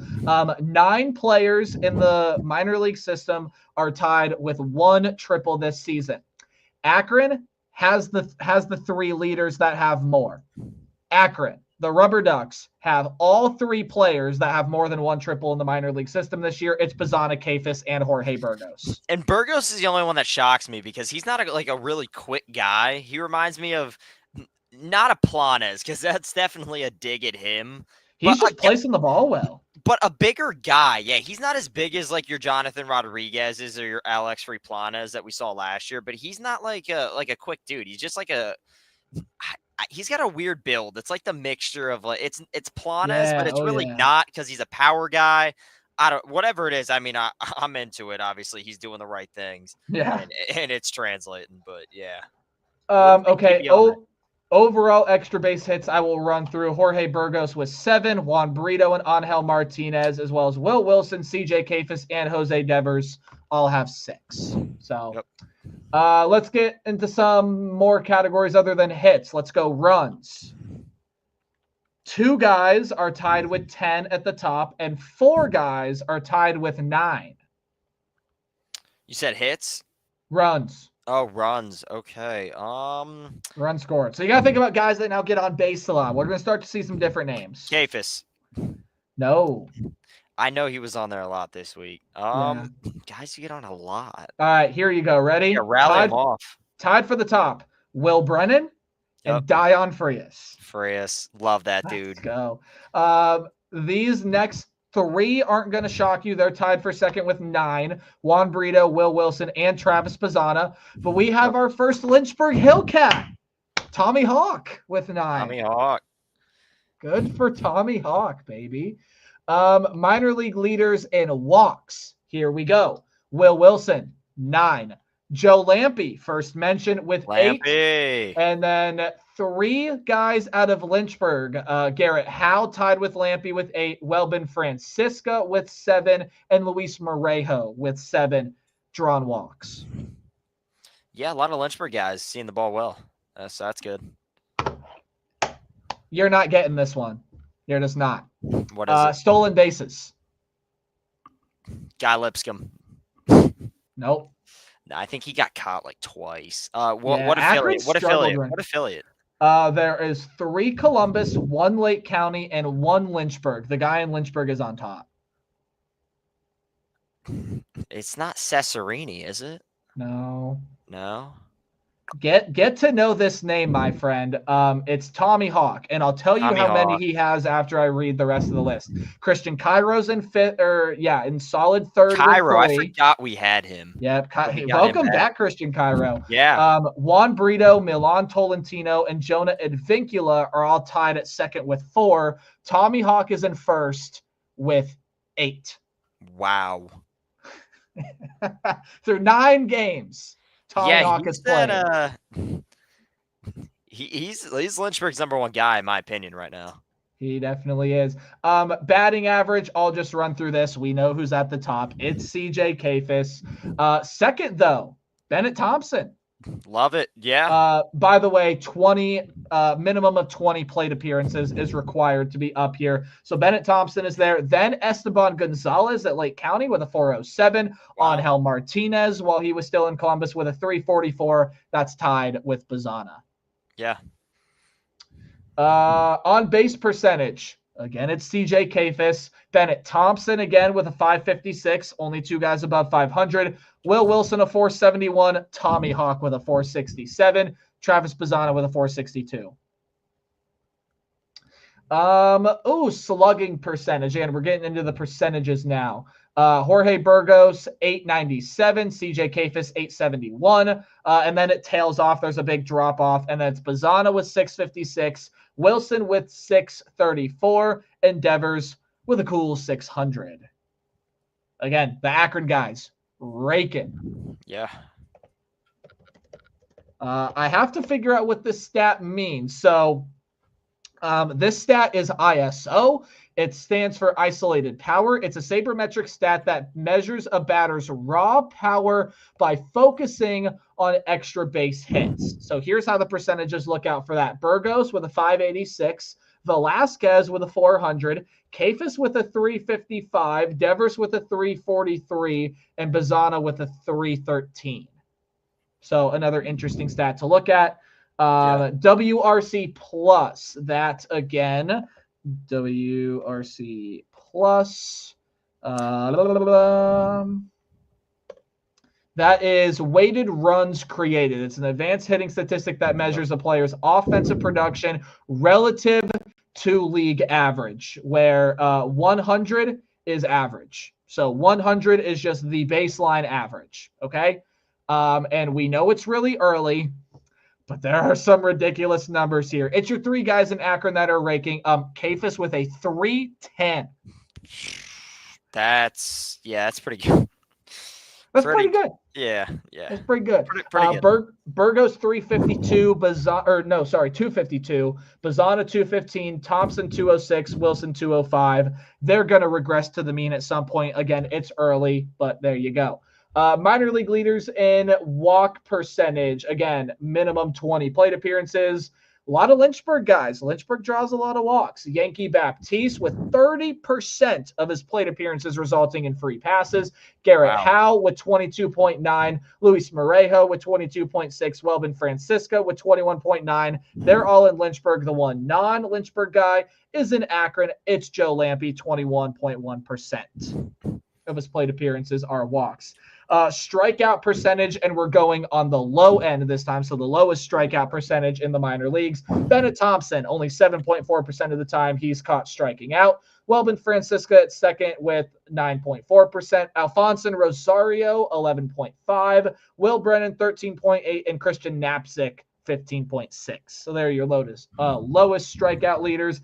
And now walk to strikeout ratio. Bennett Thompson 5-2, reading walks first, strikeout second. Welvin Francisca 7-3, Alfonso Rosario 4-3, and then a bunch of guys there at a perfect 1-for-1. Garrett Howe 8-8, Jorge Burgos 6-6, Ralphie Velasquez 6-6, Jake Fox 5-5, and Christopher Espinola out of Lynchburg 4-4.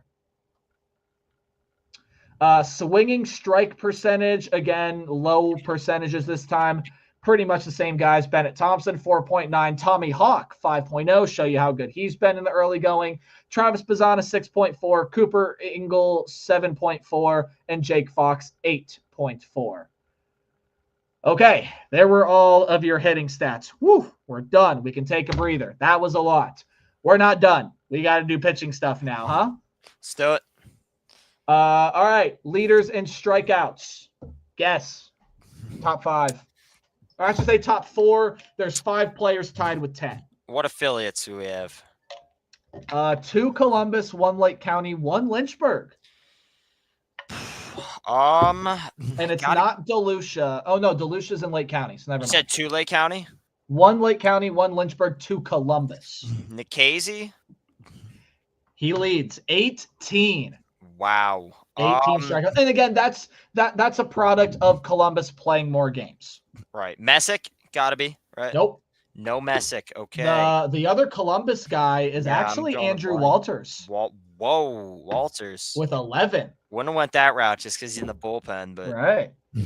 The other 2 guys are both starters. Jackson Humphreys at Lake County and Jogly Garcia at Lynchburg have 12. 5 players are tied with 10.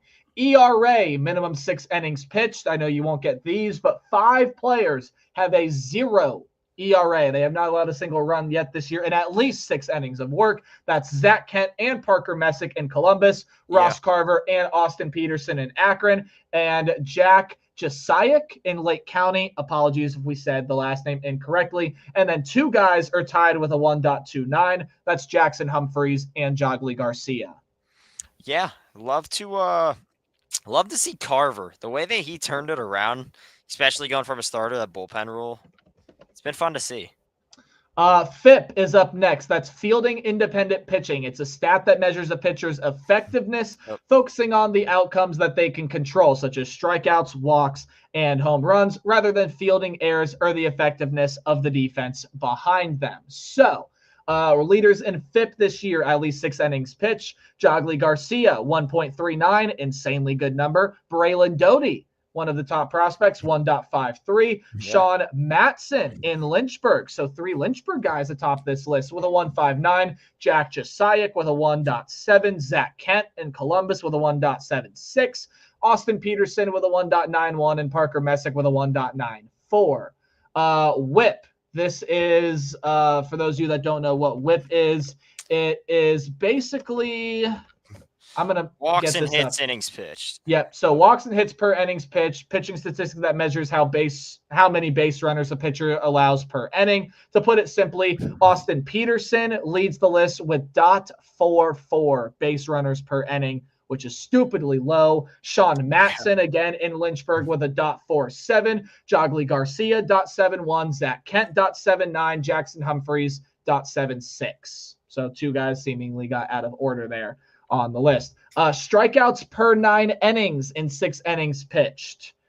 Pretty much the same guys that are your strikeout leaders. But again, this is the more effective stat, right? Strikeout totals are nice. This is the more effective stat you want to look at when looking at strikeout rate. Jackson Humphreys, 15.43, tied with Jogly Garcia. Again, those 2 strikeout leaders. Matt Wilkinson, 15 strikeouts per 9 innings. Zach Kent, 14.21, and Braylon Doty, 12.86. And then you get up to the minor league leaders in strikeout percentage. So this is the number of at-bats that result in a strikeout for a Guardians minor league pitcher. Jogly Garcia, 48%. Zach Kent, 43.5%. Jackson Humphreys, 42.9, tied with Sean Matson. Takes a little bit of a drop-off. Then you get Matt Wilkinson and Braylon Doty with 32.3. Keep moving up the list. Lowest batting average allowed to opposing hitters. Jackson Humphrey is the only guy under 100, .087 Humphreys, man, has been pitching really well. Zach Kent and Sean Matson, Columbus and Lynchburg, with 100 batting average allowed to opposing hitters. Jogley Garcia, 130, and Tommy Mason, Austin Peterson with a 133. Strikeouts and walks for pitchers. We'll read strikeouts first this time, then walks. I'll just say all of these pitchers have walked only one guy all year, and they have the most strikeouts when doing so. Braylon Doty with 10, Sean Matson with 9, Austin Peterson with 8, Jack Jasiak with 8, and Colby Allard, first mention for Allard, with 7. Swinging strike percentage. This is the number of pitches that result in the hitter swinging and missing. Zach Kent in Columbus with some nasty breaking stuff, 20.4. Jogley Garcia, 18.3. Dylan DeLucia and Sean Matson tied with 15.4. And Parker Messick with a 15.3. So there's the Dylan DeLucia mention. All right, saves. Here you go. Back to prediction time for you. How many what affiliates? There are 2 that are tied with 2 and 5 that are tied with 1. So let's just get the guys that have 2, 1 Columbus, 1 Akron. It's not Denholm, is it? No. I don't know if they've marked those as saves. He has not had a save. Sharp? Nope. No. He has not had a save either. Alan Hernandez, no. Was it Ellerts? Ellerts has 1. Who got the other save? Zane Morehouse is the guy with 2. Yeah, it tripped me up because he blew a save. There might have not been a save, but he gave up like 4 runs in one of the losses. So. Yeah. And then Andrew Masizek in Columbus has 2. Again, I don't know if that's right. I just tried the phonetic pronunciation that time. We will never learn how to pronounce that last name. Probably. You know what? I'm going to go on pronunciation.com and look up that last name. Yeah. I will say it at least somewhat phonetically right next episode. I think we have to. And then another save in Columbus, Nick Mikolajczak has 1. Steven Perez and Adam Tolik in Lake County. And our boy Isaac Martinez with the save in Lynchburg. There we go. That's it. That's it. That's your leaders. So there you go. That was a lot. Yeah. Wow. That Guardians Prospective ran through everything. So, hey, I know what job he does over there. He does a great job. Putting all that together. They do a great job. Oh yeah. An unbelievable job. For real. We have hit the 101-minute mark, and I know it is getting late on the East Coast. Do we want to talk about some guard ball really briefly? I think we have to talk really briefly about what Angel Martinez is doing. Let's go rapid fire, PTI, 5 minutes at guard ball. Okay, Angel Martinez, boom. That's the first topic. Let's tell you what he has done since being called up to Cleveland. I just pulled up his stats, now I lost him. Here you go. In 11 plate appearances, he has, why is it not showing me the hits? That's because I'm looking at the wrong thing. 11 plate appearances, 10 official at-bats. He's hitting .500 with 7 total bases, including 2 doubles. So the doubles, again, translating up to the major league level. Has 3 RBIs, only 2 strikeouts.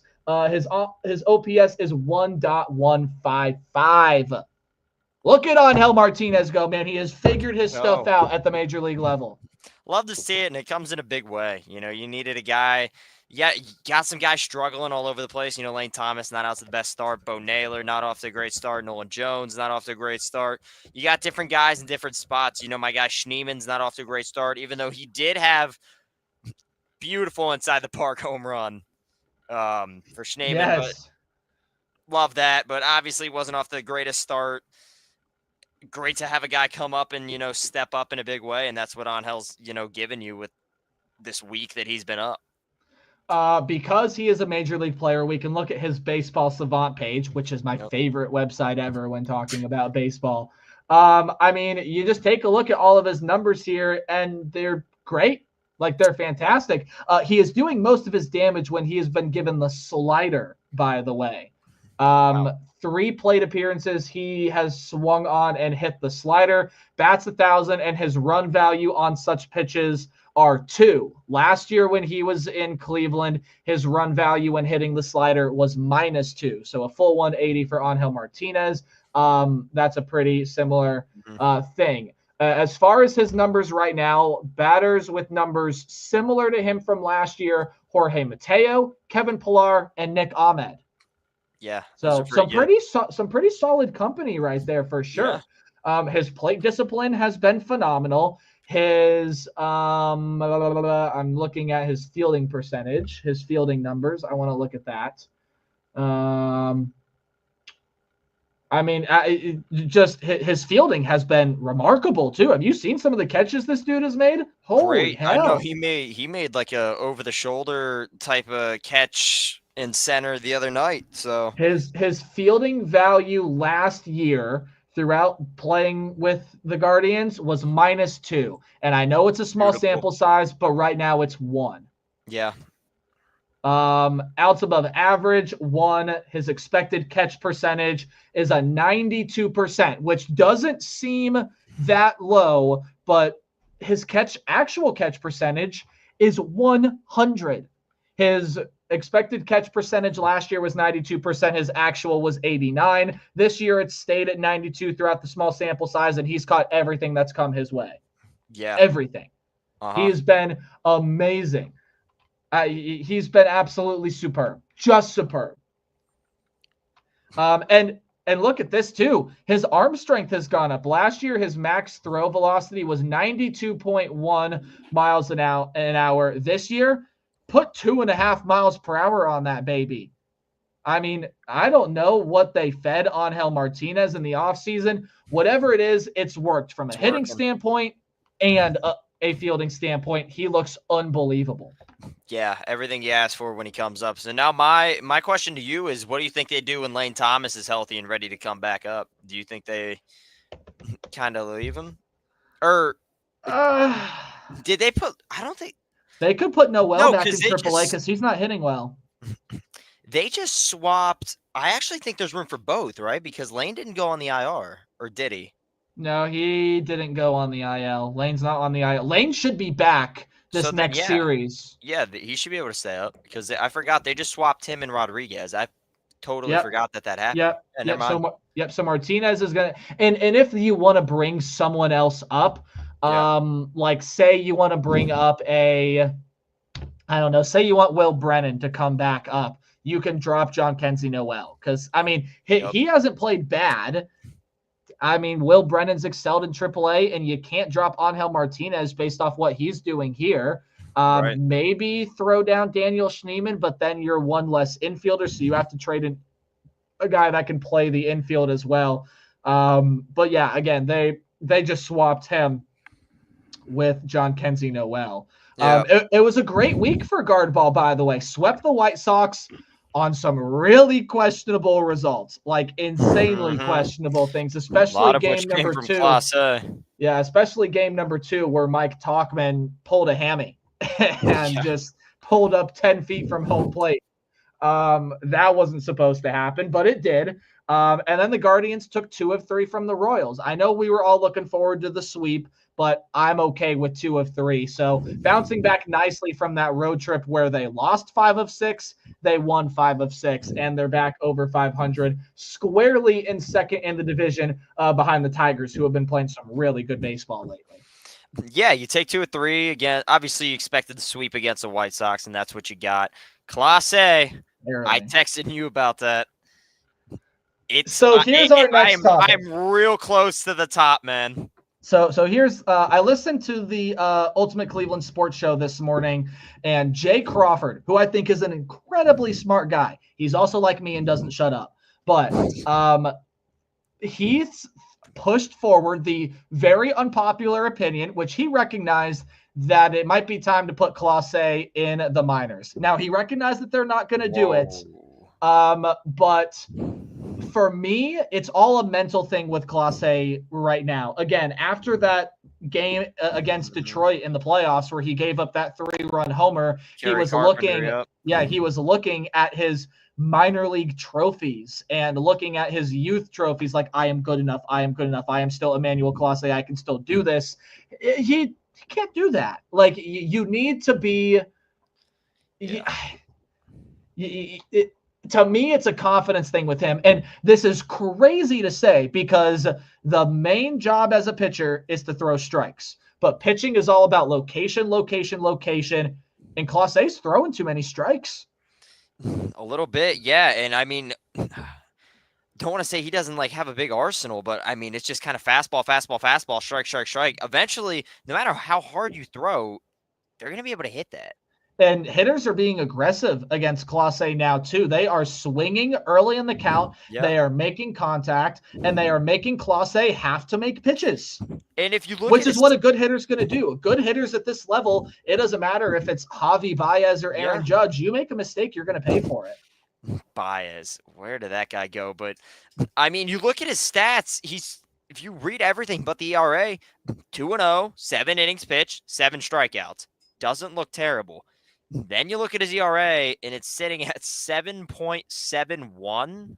The crazy thing about Clase is he allowed 5 runs. 5 all of last year. 5. He's already allowed 6 this season. Crazy. That's just nuts. That is unbelievably nuts. And that right there, that exactly what you just said is why I'm kind of here. I'm right to the tip of the iceberg with that. So I think it's a command issue for Clase right now. And his cutter does not have the bite that it did last year. Because to me, there would be a lot more concern if his velocity was down. If his velocity was down, then that's where you start to go, Houston, we have a real problem. I still think it's early. I still think that he can definitely figure his stuff out. Absolutely. I'm kind of in that ballpark where I kind of feel like you can start to get a little concerned about him, but I'm not going to get overly concerned about Emmanuel Clase quite yet. I think he absolutely has to figure out his command. That's absolutely the number one thing because, Taven, what's the number one most important thing about pitching? Command and location, location, location. If you can't command your pitches and you aren't putting them where you want them to, hitters are going to make you pay, especially at the major league level. And I want to see more slider out of Clase too. I want to see him throw the breaking stuff more. Maybe if he can develop a third pitch like a changeup. Yeah. Imagine Emmanuel Clase, 100-mile-an-hour cutter, putting it where he wants to, biting in that slider, and then, throwing a 92-mile-an-hour changeup in there as well. That would be ridiculous. Yeah. That would be insane.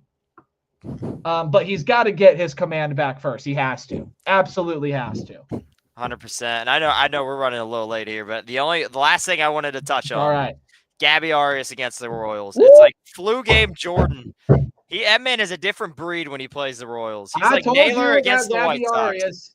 I told you about Gabby Arias, man. The man was going to come back with some vengeance. He is third on the Guardians in hits. And if you want to put that into perspective, he's got more hits than Jose Ramirez and fewer at-bats. Crazy.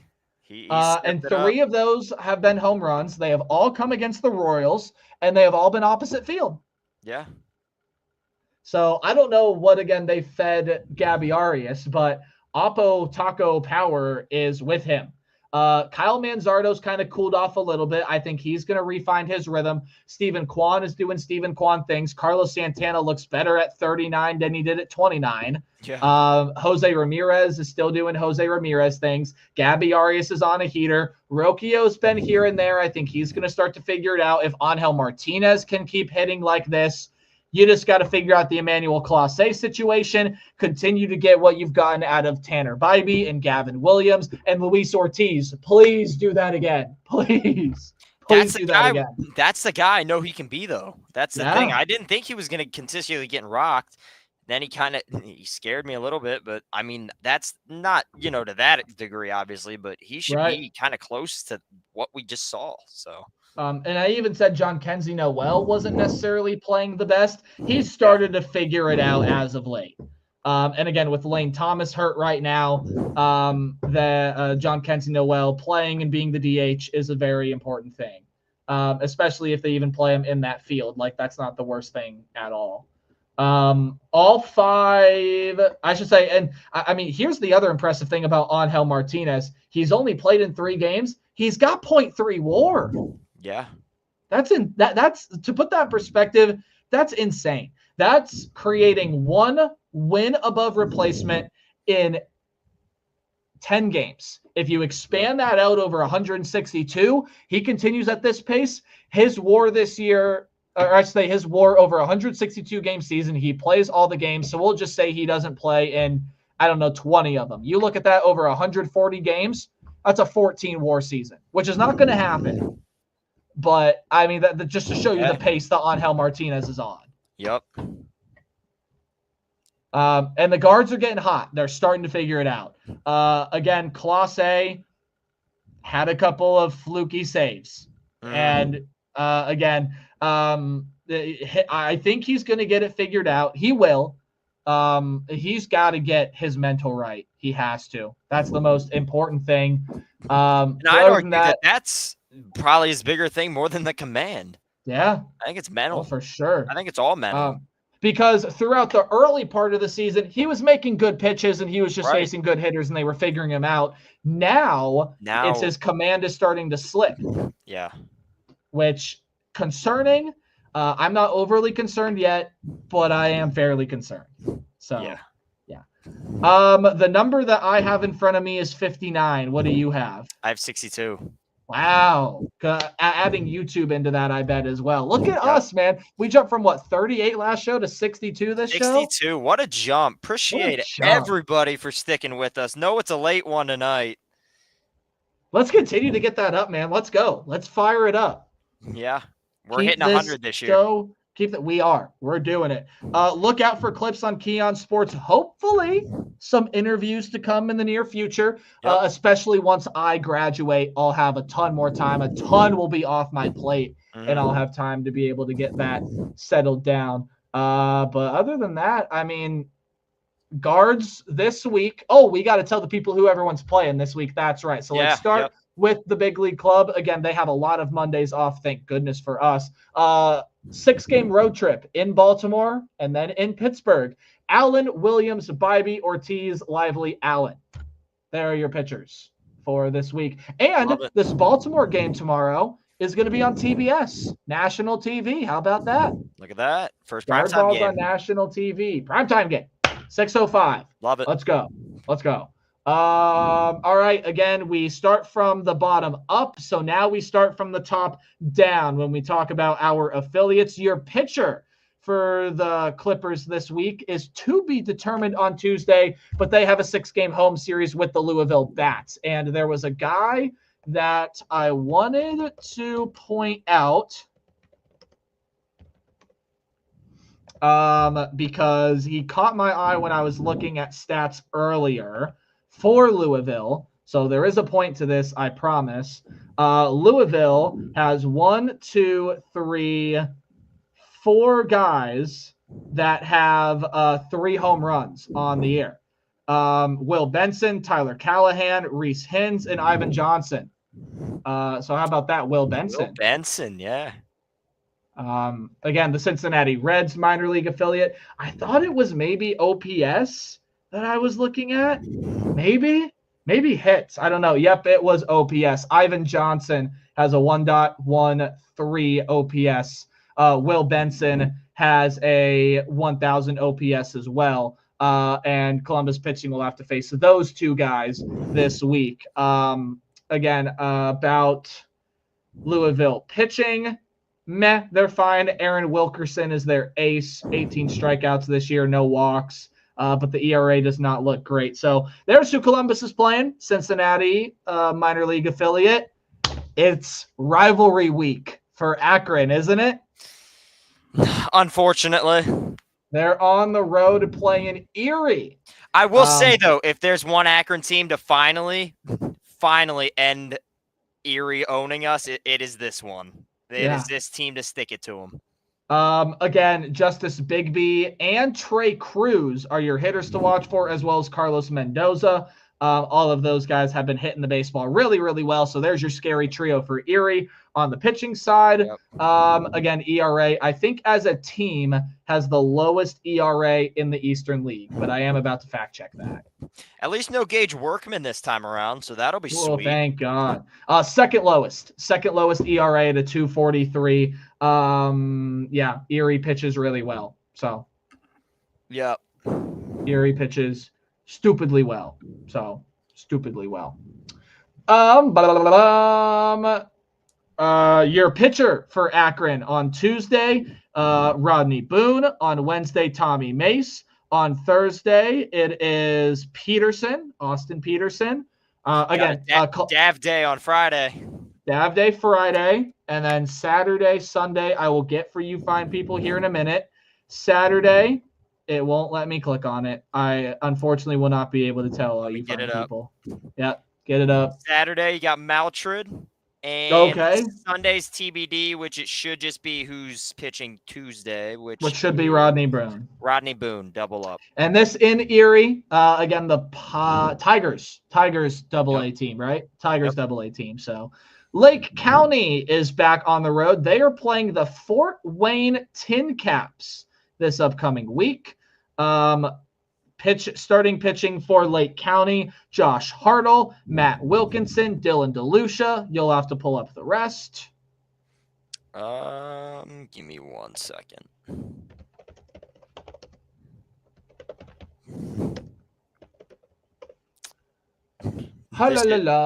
This is for Lake County, correct? Yeah. So it is Josh Hartle on Tuesday, Matt Wilkinson Wednesday, Dylan DeLucia on Thursday. Favors on Saturday. Okay, Favors on Saturday. Oh, and Friday. Hartle we missed again. Friday. Hartle we got to go back on to Friday. Sunday, and Friday will be Humphreys. Jackson Humphreys. Yep. Saturday, Favors. Sunday, again, Josh Hartle back to the starting pitching rotation on Tuesday. And then your Lynchburg Hillcats. They are in Salem, pretty important series there. I think Salem, no, they were not one of the teams that made the playoffs last year. Never mind, ignore what I just said. Hernandez is going to be there on Tuesday. On Wednesday, it's Braylon Doty. Then you put Garcia in on Thursday. And we will pull up the rest. Should be more prepared than this. For Saturday?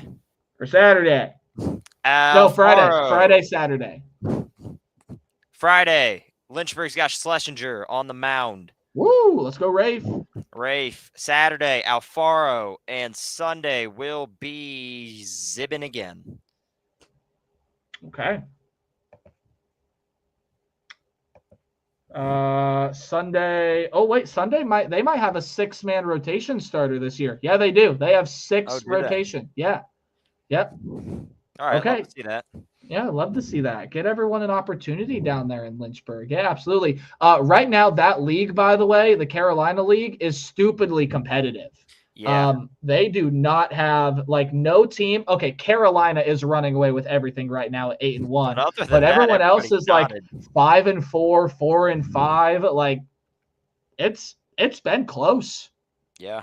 It's been very close down there in the Carolina League. Absolutely. Reminds me exactly like the West in the NBA. OKC's on top, and everybody else is within a game.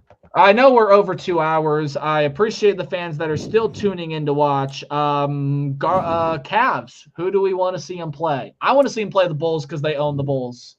Yeah, for sure. But also, the only team I don't want is Atlanta. No, the only team I don't want is Orlando. I kind of want Atlanta. Really? Actually, the only team I don't want Orlando and I don't want Miami. I'll take Miami. Miami always finds Jimmy ways. Butler? Miami always kind of okay, yeah, that's true. I don't think we've played them since. No, we did. We played them once in the city jerseys. I'm not scared of Miami, and that was a close team. I'm not scared of anyone until Boston, because even then you'd play the Pacers or Bucks, and we almost beat a fully healthy Pacers team without Mitchell or Garland or Mobley. So I'm not worried about that at all. Are the Bucks still banged up? Is Dame back or no? They were going to hold Dame out for the rest. They were going to hold Dame out for the rest of the regular season, but I do believe that he will be back for the playoffs. Yeah. At least for some of it. But again, Milwaukee and Indianapolis, you get that rematch from first round series last year. I think that's going to be a hell of a series. Series. NBA should be, playoffs should be fun. Thank Um, God. Final year. Who's your finals pick? Do you want what my My head heart wants Cleveland and OKC. exactly? My My- head thinks Boston, OKC. Yeah, my head thinks OKC is just a cut above everyone in the West. I Like, think that's West. I think it'll come down to whoever. I think it's going to come down to OKC and the Los Angeles Lakers. I do too. So OKC if gets you want my final four, Lakers, Thunder, Celtics, Cavs. Yeah, exact. And then I have OKC winning. Can the Cavs get it done? We'll see. My mind is saying Boston, but That's what my mind is saying too. There is- I Unfortunately, think it goes a minimum of 6 regardless. hey, look, I don't We'll care if it's Jason Tatum, Jaylen Brown. I'm trying to do the Shannon Sharp thing, and it's not really working out.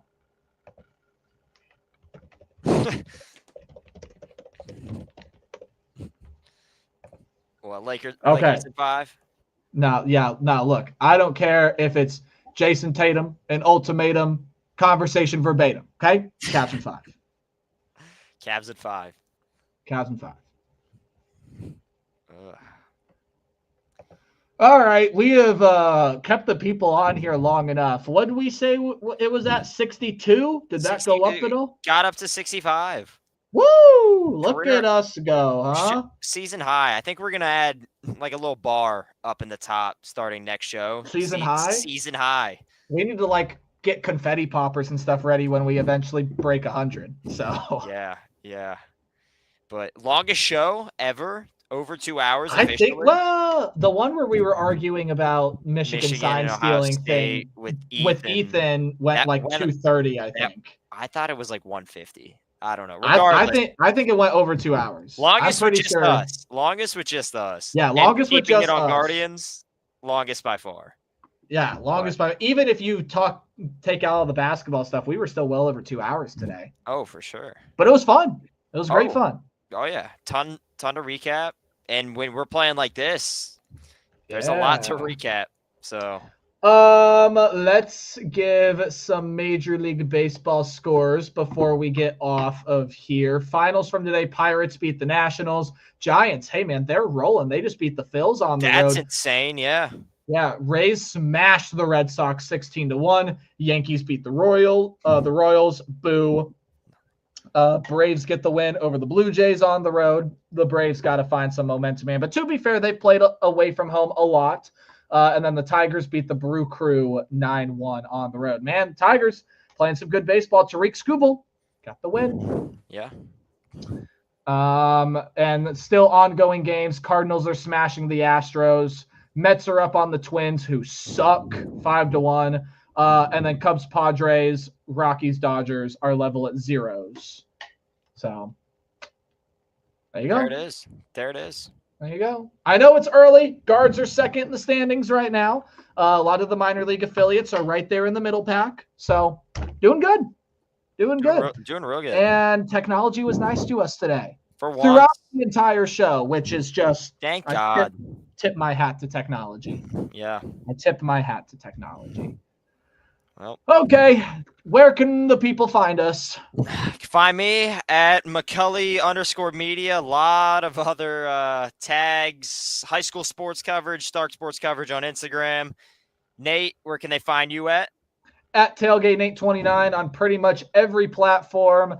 Even feel free to add me on Snapchat. I usually add anyone that adds me anyway. So it's the same handle, Instagram, Twitter.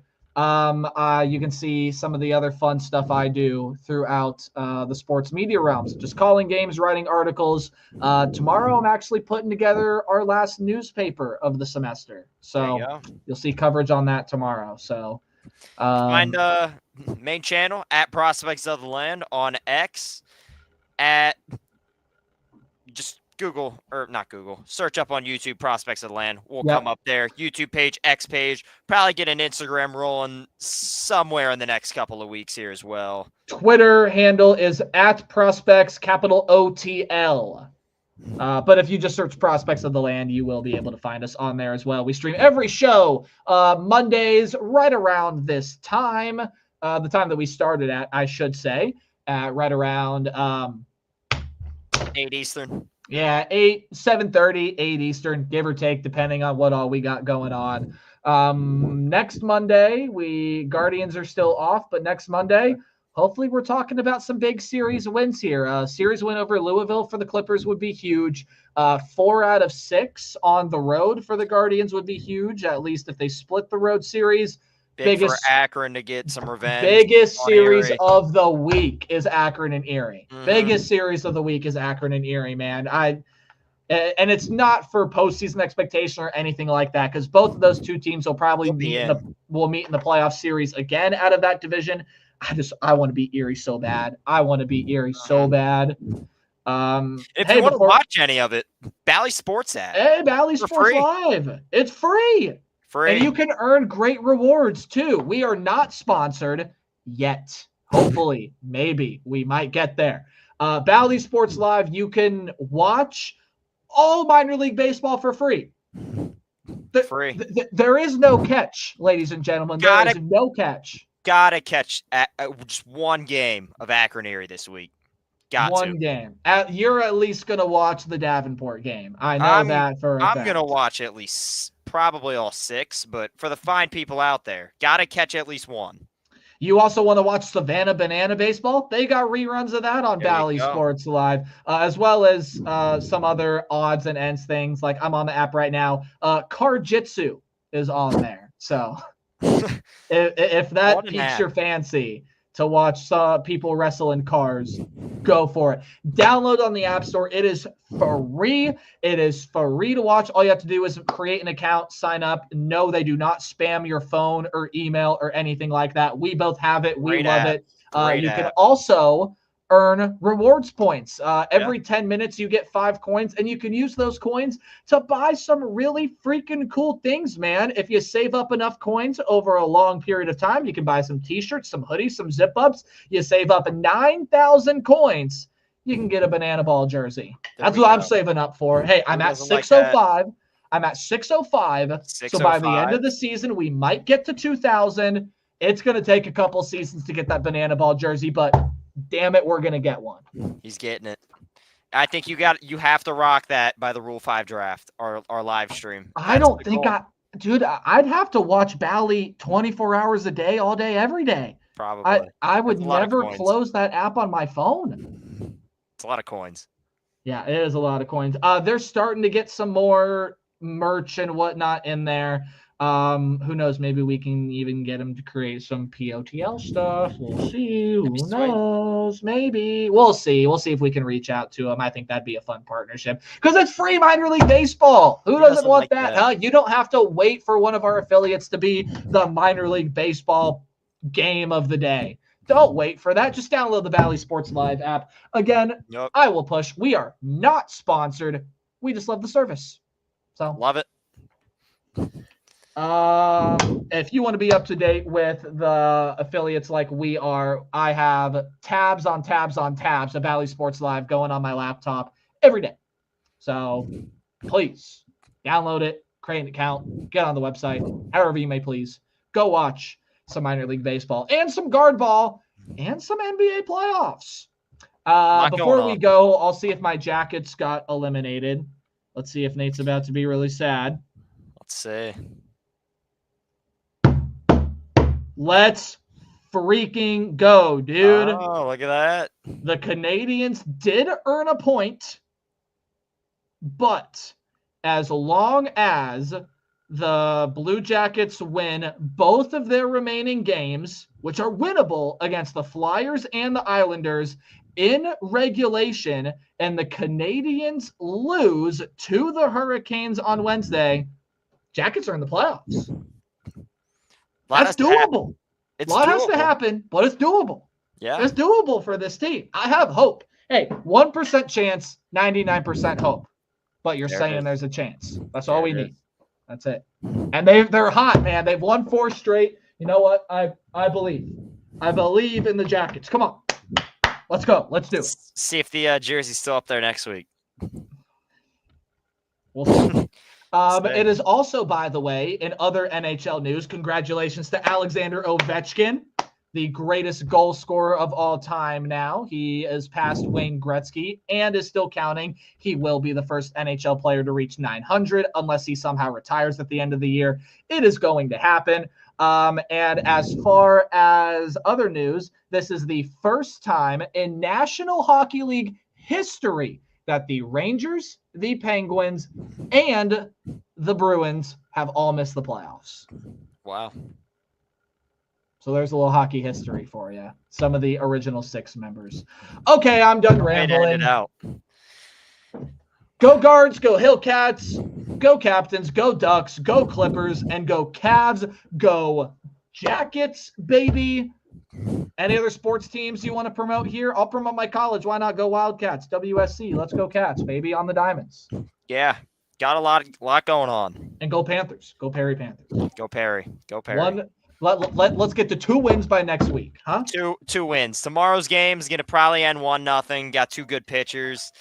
Should be a good game. Got a kid named Joe Wooden going for Lake, and got Perry's ace Jack Kintz going. So There you go. should be a fun one. All right, we're done rambling. See y'all next week. Close See it out. everybody. Appreciate everybody for sticking through a long stream today, and see everybody next Monday, same time. 134 minutes. Unbelievable. It's a lot.